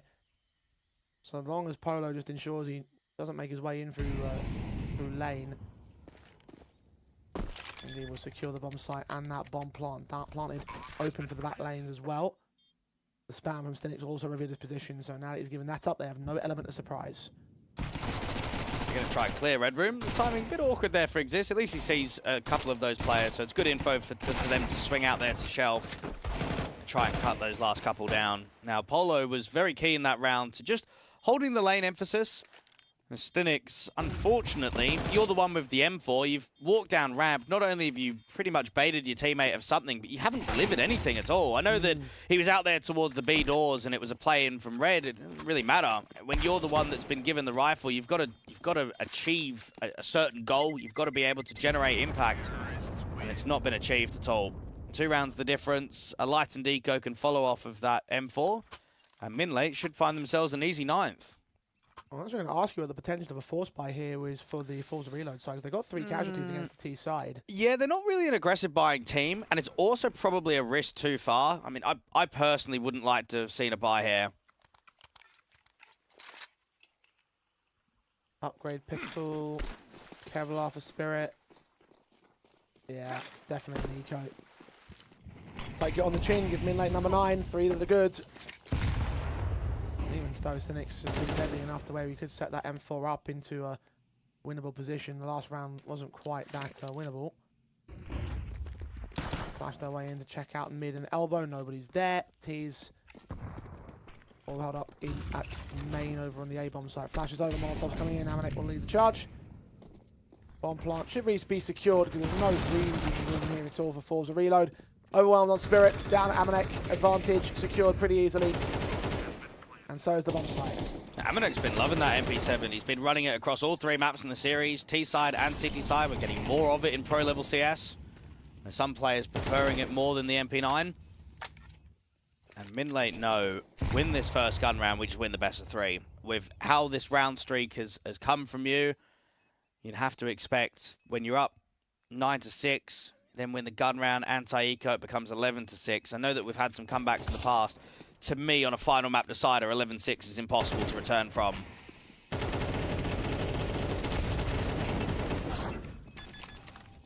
Kushmi does do a little bit of damage more so trying to keep the players to go forward. I think Polo actually, yeah. He will forward the bomb blast. That's 3 rounds where the casualties have been about 3 kills against MINLATE.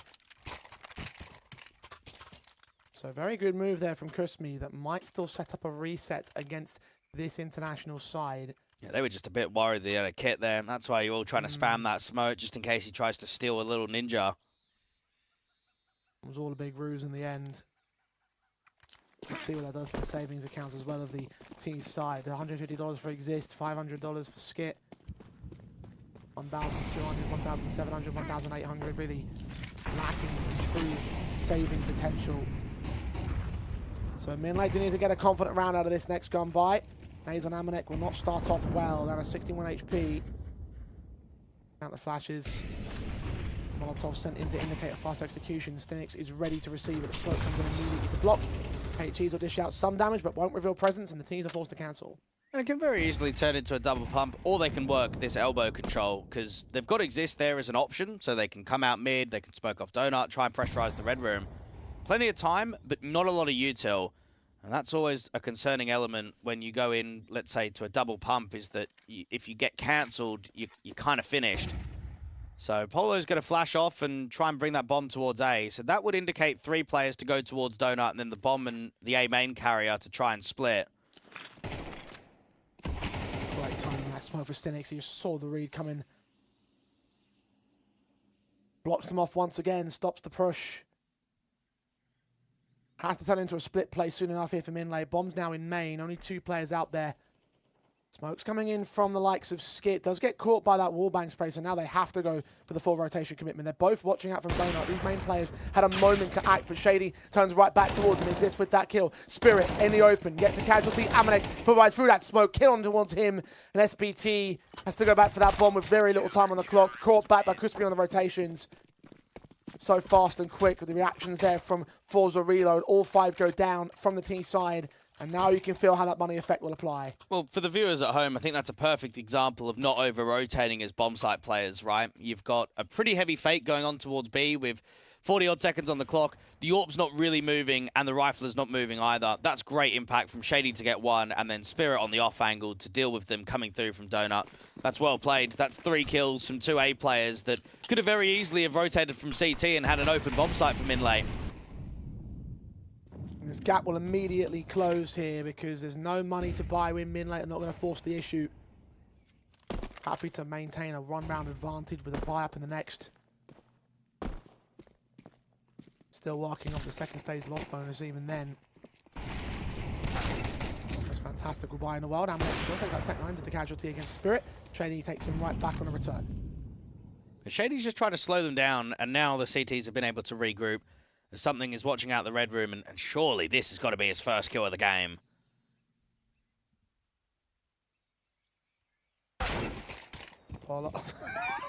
You just jinxed him, Twang. You have fully jinxed him. Polo takes the kill. Crispy with a returning frag, still pressured by 2 players, and doesn't even get away against SPT. The Glock takes the frag back. This is becoming a dangerous round here. Expensive at the very least. Crispy charges through that smoke down towards red, and Exist gets the hell out of the way. HE's revealed. He goes down with the HE directly, and the final man is caught. MINLATE. A lot of impact found there in that round. Down near a steal. Now the rifle buy can ensue. I think they'll be a bit disappointed in that 2v2. That was looking so winnable, especially when Crispy starts making noise, right? As soon as he starts rotating CT and into red room, it's the right play to get in from that smoke because that's when you can catch a really good timing. It's just such a shame that Shady breaks it with a HE. If he doesn't have a HE, I think that round is stolen. Oh, man. That eco comes up to be really threatening. And now for MINLATE, I think both teams have felt across multiple parts of this last map of Ancient that they could just reset one another.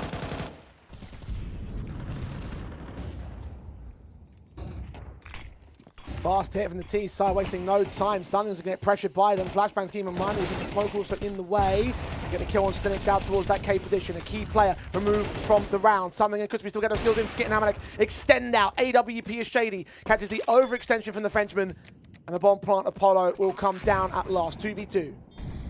Apollo knows that this resmoke from Exist is going to have to be key. It's a deeper smoke towards spawn, which means that Spirit needs to activate. He needs to be the guy to search and work a pick out from ramp, and he might catch Polo. He's going to be exposed here. A slightly wider extension, but Polo now seen all on Exist. Here's both sets of footsteps as well. Both players are coming in from. Where does he look and when does he look there? Spirit not quite revealed. AWP checks it, and Shaney lands the casualty. MINLATE have been equalised against again. Now, we saw that Amanek was 0-13 at one point out on map 2, and now something was 0-15 or 0-13 or, 0-14 going into that round. He at least gets 1, and I think that's really important, right? As a B-side anchor, they know that he's struggling. They know that he's not finding any form at all, but he just gets away with a kill that helps out the trades, and it sets up that retake. Shady is kind of hitting everything right now. It doesn't matter what map he's playing. As long as that AWP is up, he's working picks. It might not be as many as we probably have seen in previous maps, but right there on the retake, you just know that he's going to hit that shot, don't you, in that 2v1? Yeah, I mean, not as many, but certainly with the massive impact. And that certainly is what you want to see out of him. Nade stacks on something, don't connect fully. One of them landed behind the wall. 28 points of health, he will be pressured. But really, down to the execution exists. This Deagle doesn't connect on Spirit. And gets right out of the way. Shady has been constantly posted up on this angle. Now, he gets baited this time, and he's going to slightly repause. Now, Spirit does a very good job of blocking, and look at the rotate they've been able to bring out. Something, I know that he's low HP, but he's still going to be that third defender out on A. That was the util down, smokes towards CT, one out towards Temple as well. Spirit, point blank, kill on the first, not the second. Something's there for the trade back, and the bomb carrier is dealt with by something the same. He adjusts back towards the A play, and still picks up these pistol individuals. So Deagle of Exist and Polo should also be caught back, and now FORZE Reload will be in the lead. One decent Deagle back from Polo will at least dish out some damage, but nothing that will make a difference. And it went from a position of FORZE Reload surviving, I would say, in that first half. They had some good moments coming out from Stinix. He was doing a lot of carrying, to now going into the second half where he's not doing much at all, and yet they're still winning rounds. Like, I think that's a positive note, right? I mean, he finished that first half 17-7. He's now come out into the second, and we've had a few rounds being played already. He's got 2 kills in all of the ones that have been played. So it's put more emphasis on Shady to perform. I think Spirit's done quite well in and around Donut. And now you're only a few rounds away from closing this game out. Now, I definitely believe that FORZE Reload could have closed in 2. I think at 11-11, they were in a driving position to allow that comeback to be their favoured map on Overpass. And with how they played out on Mirage, you've got to look at this decider and say, right, take it right here and right now.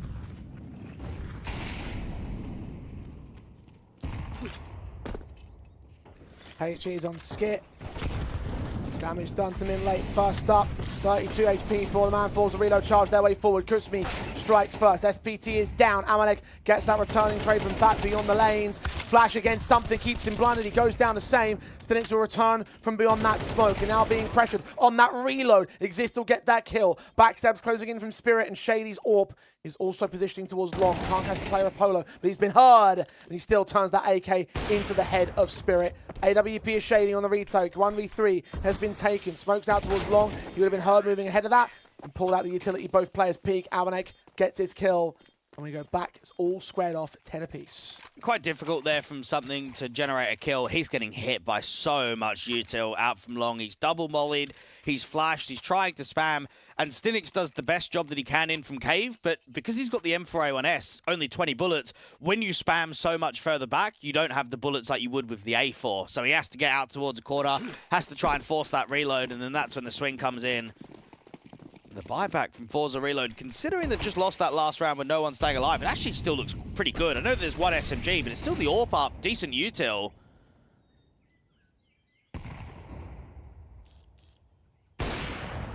Lean in from Shady, catches Polo. Not expecting that crack angle. And the AWP to CT side strikes again. Advantage for FORZE MINLATE.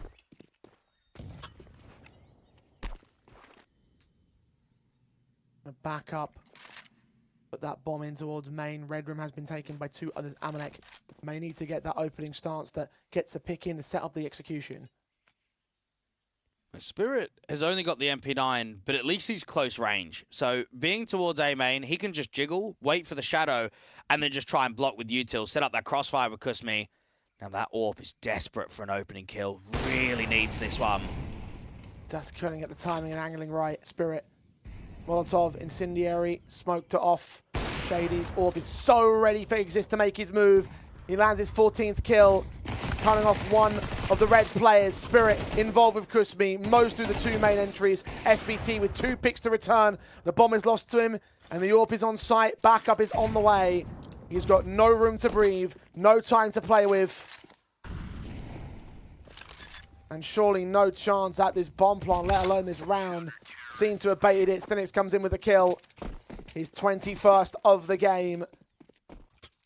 And 11-10, FORZE Reload back in the lead. And it's been tough to find positives for either of these 2 teams in this one isolated best of 3. The one that's screaming at us is the superb performance from Shady. The confidence in a 10-10 round to swing into that ramp angle, to pre-aim up there on the boost, and then have that AWP ready for what is a pretty quick shot in Red Room. And he has been so consistent, easily been player of the server. And MINLATE have struggled to deal with him across all 3 maps of the series. Indeed.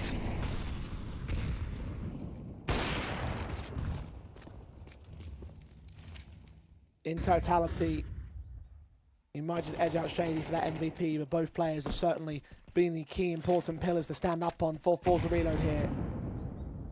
HE's down for damage. Minimal done towards SPT and Skit. And Smokes are ready for the execution on B. Stinix has got himself in a position to try and block these cave players. There's no util for SBT or Skit to try and come in.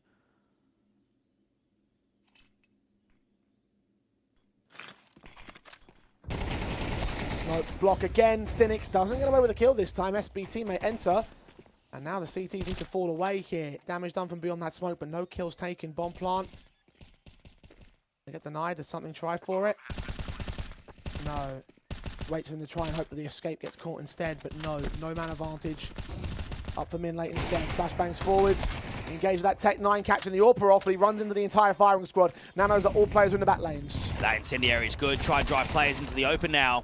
And Skit does take the bait. Something takes down Exist as well. 2 men left standing. Tech 9 Apollo with a kill. The AK of SBT swings forward the same, and nothing is gained for MINLATE. Man advantage and all, and it still was not enough. 12-10, map and series point, an elimination point over MINLATE for FORZE. And a great retake coming through from the in-game leader of Kusmi that's now up at 22 kills. It looked a bit uneasy because you lose your cave player of Stinix on first contact. They're trying to pop in from long. They're really close range against the AWPer. I think that Tech 9 will be frustrated to not get at least one. With how many CT players are all grouped together and the AWP got baited, really would have hoped that you could have generated some impact, get some kills. Now, at least the gun round is going to feature a good buy, but this is the closing moment. This has to be.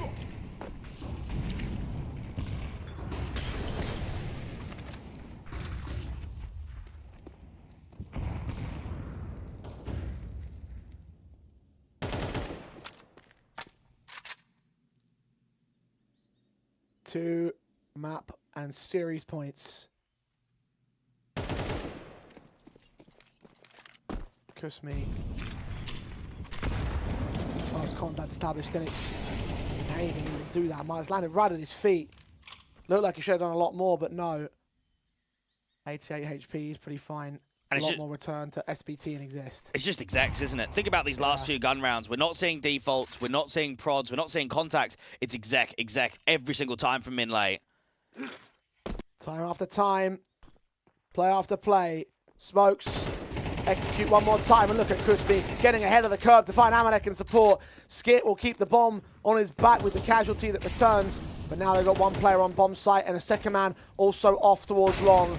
Exist moves in, gets his headshot together. Something's going to fall away. Man advantage for MINLATE once again, but they had a man advantage in the last round. It still wasn't enough. FORZE rotating to retake.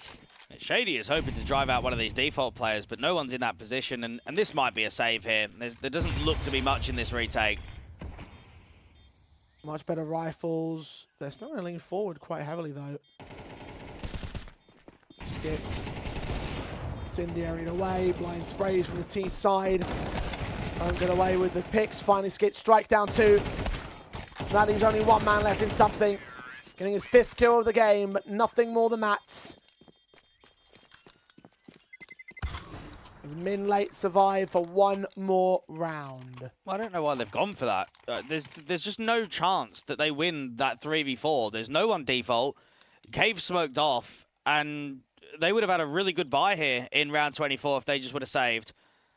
And that's just troll. I think this is going to overtime. I think they've really done themselves in here. And that's a shocking call from Kusmi to go for it. Maybe that's why we're seeing this site for Sore Rise. A tactical timeout. Haven't seen any of these throughout the course of this entire series. And the first one called in by FORZE Reload. Passionway must not be happy. Because you're right, the economy state is absolutely decimated for what will be the last round of regulation. And it could be on to overtime as a result. FORZE Reload could have been in a much more stronger spot here. Instead, 2 M4s, 2 for Masters, and a 5-7. That's what they've got to win this best of 3. It's going to be aggro towards Cave, you'd expect, or maybe down from ramp. They need to squeeze an opening pick. Flash forward for Stinix. Check out the corner of wood. Smoke's in the way. I know that shelf could be compromised, so Skip will take some damage back. They'll leave the bomb carrier, Polo's AWP, to watch for that pistol player. Shay doesn't know whether to go back into red to protect it or protect the B bomb site more centrally. In the end, he rotates away from red, which might give a bit of an angle to work with for MINLATE. Yeah, this is looking awful from the city side. So much space here for MINLATE. They've got lurkers at elbow, another lurk out towards the B doors, and the bomb with a pack of 3 in red room. Just from the space, you would expect this is where you just default, keep contacting for as long as possible, and that's where you're just going to crush the CTs. No one is watching a backstab right now. If they continue to slow walk it, if they didn't use any utility, then it wouldn't give the game away. Now that Molotov indicates what's happening. Flashbangs over towards CT spawn. Now they've got to turn their attention towards it. Smokes will block access via CT directly. Blind space towards Crispy, not seen, but Exist still gets his kill. HE to open up the smoke. Spirit on top of tree will get a returning frag. Stinix and something caught in the rotations, and Spirit can get SPT back. Dropper and AK to work with a 3-on-2. Missed flashbang there from Amanek. Spirit makes his way forward regardless. Amanek will plant that bomb. He'll be exposed for a moment. The AWP can't see where the man's coming in from, and Shady slow rotates into this. The AK is so low health.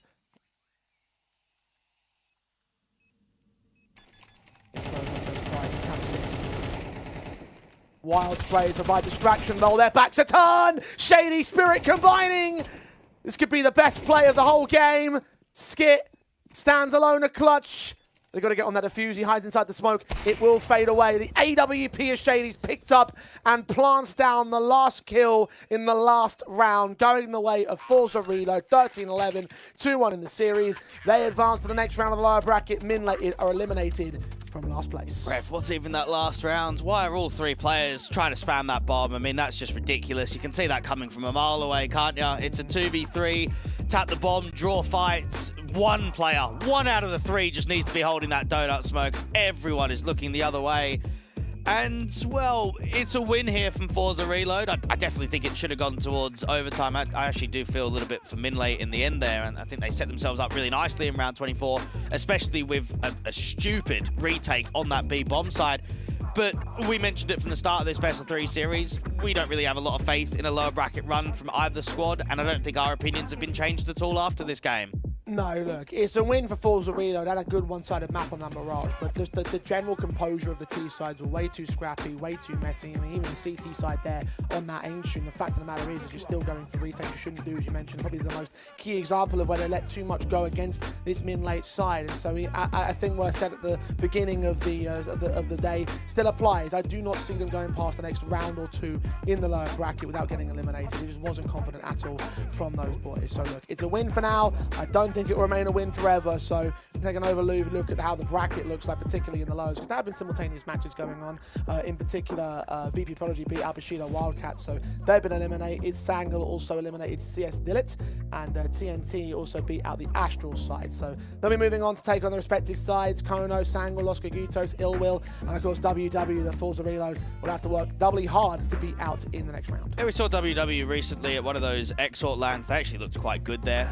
They're not a proper team. I think they're like a bit more of a mixed squad, but Deco's on it, Jay. And I think for any of the old school tier 2 fans that were following the last couple of years, Deco looked like a very high prospect to tier 1. It's a shame that he didn't really finish his career in that sort of way. I think he was more interested in doing streaming and just chilling than actually grinding the game. But they're actually not a bad side. They've got a bit of flair behind them. So I think FORZE Reload are going to struggle in that game versus WW. Yeah, and again, next round, if not the round after that, they're going to get eliminated. It just hasn't looked confident at all from them, and maybe that's more of an issue in terms of this lack of knowledge about what the 5-man lineup is going to look like in the near future. But similar story as well for MINLATE. I mean, I don't even know what else you say after that. The score's been together for too long, hasn't found the results, and so they bow out here in last place.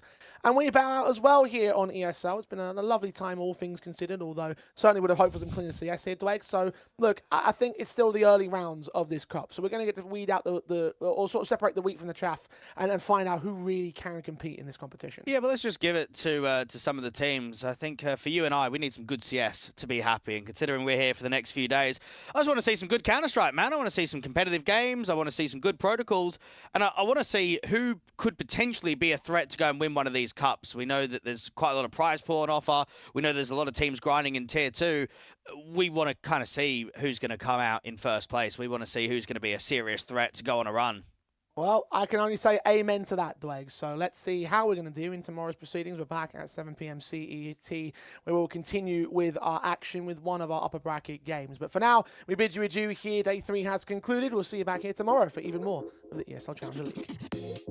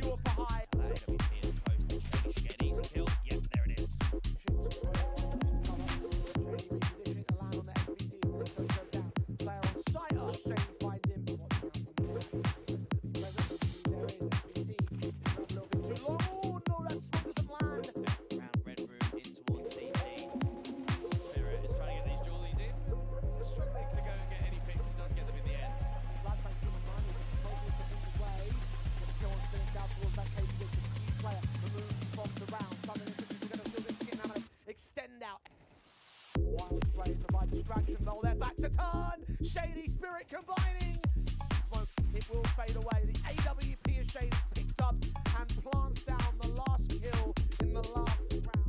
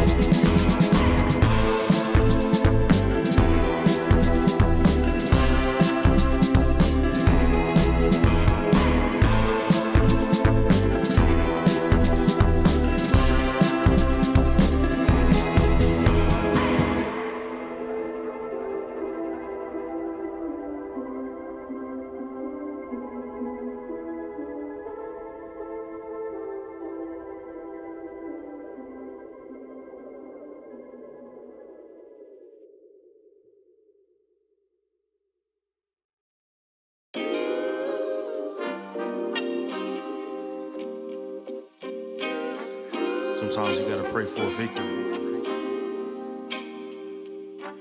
Yeah, I'm overzealous when I'm thinking about the cash flow. I never had no handouts, just came natural.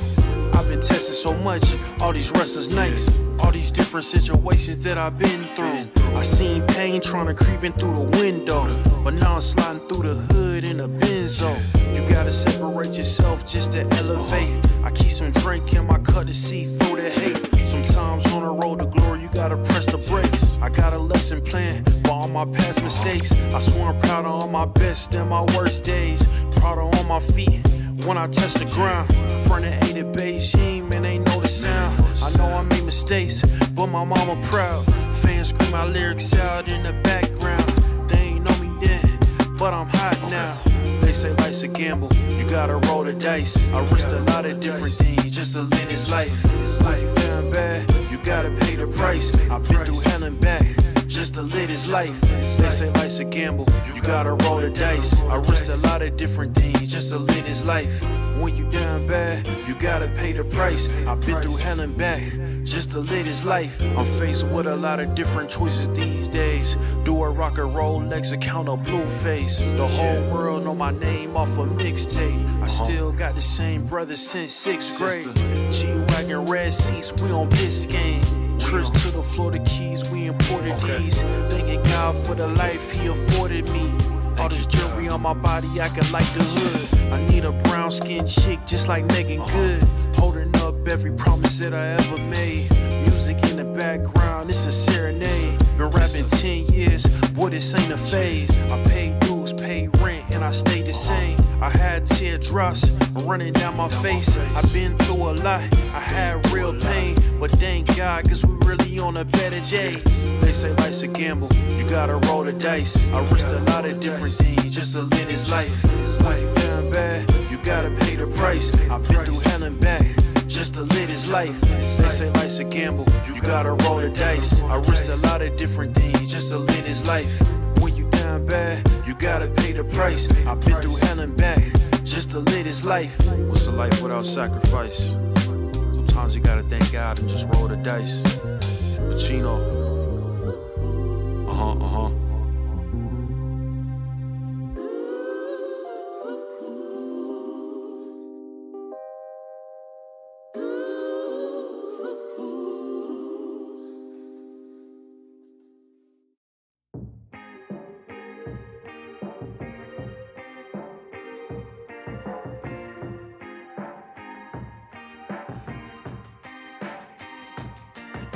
The road to the top is a riddle.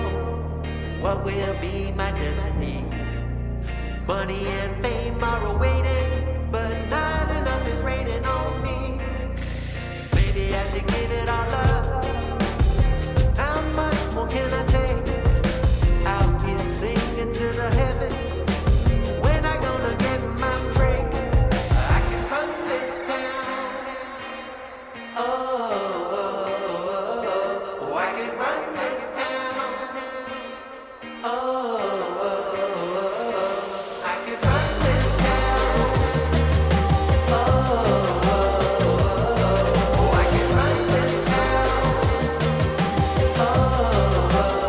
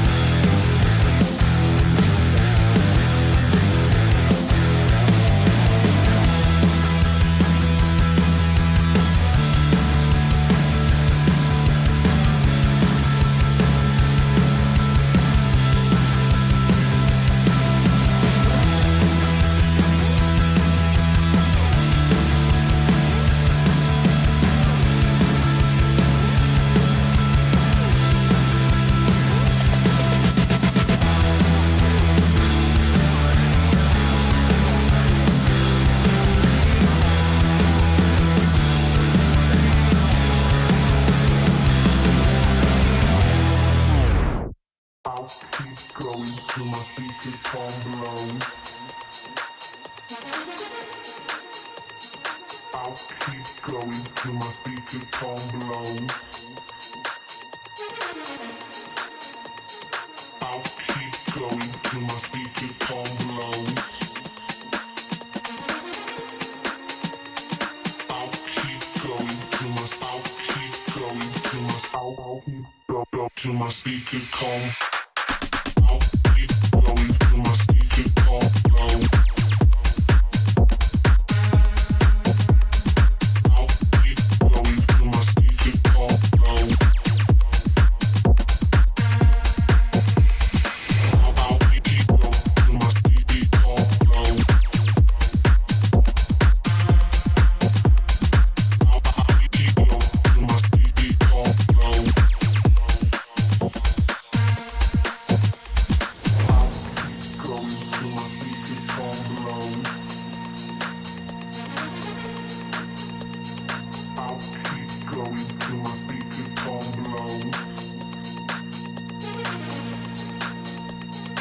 I'll keep going till my speaker tone blows.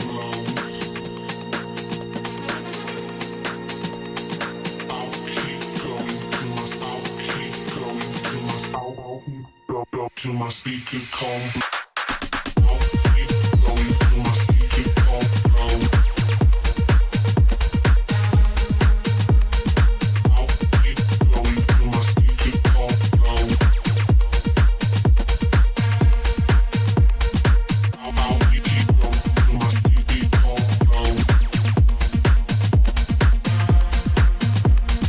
I'll keep going till my speaker come blow. I'll keep going till my speaker come blow.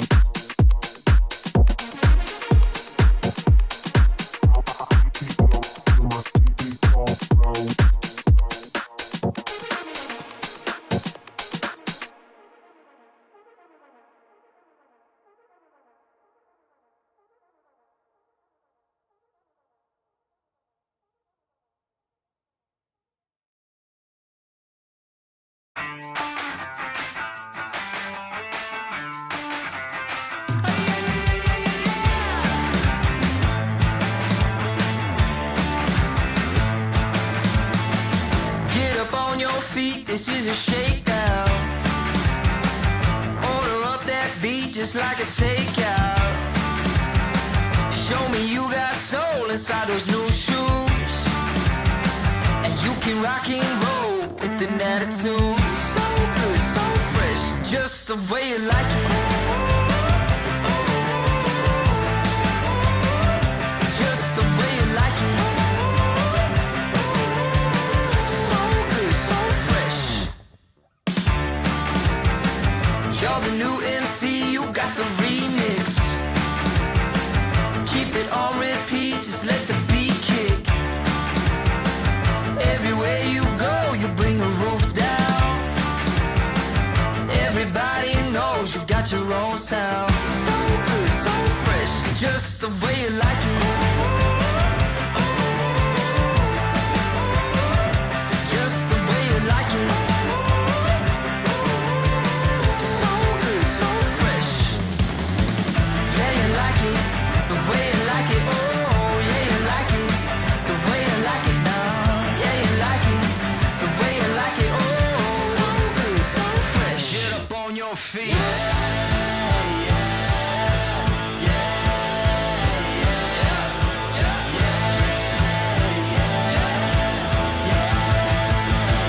Show me you got soul.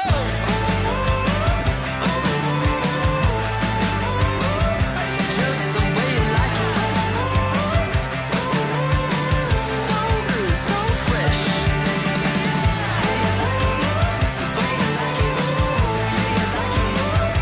Just the way you like it.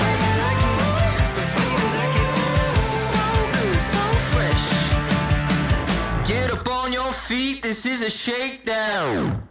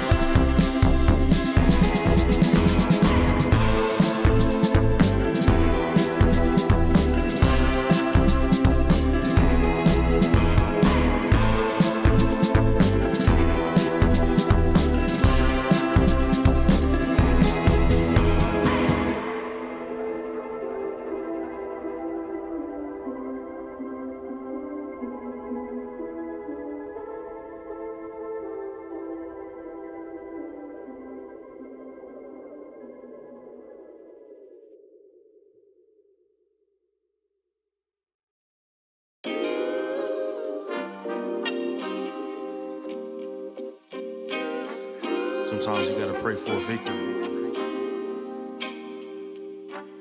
Yeah, I'm overzealous when I'm thinking about the cash flow. I never had no handouts, just came natural.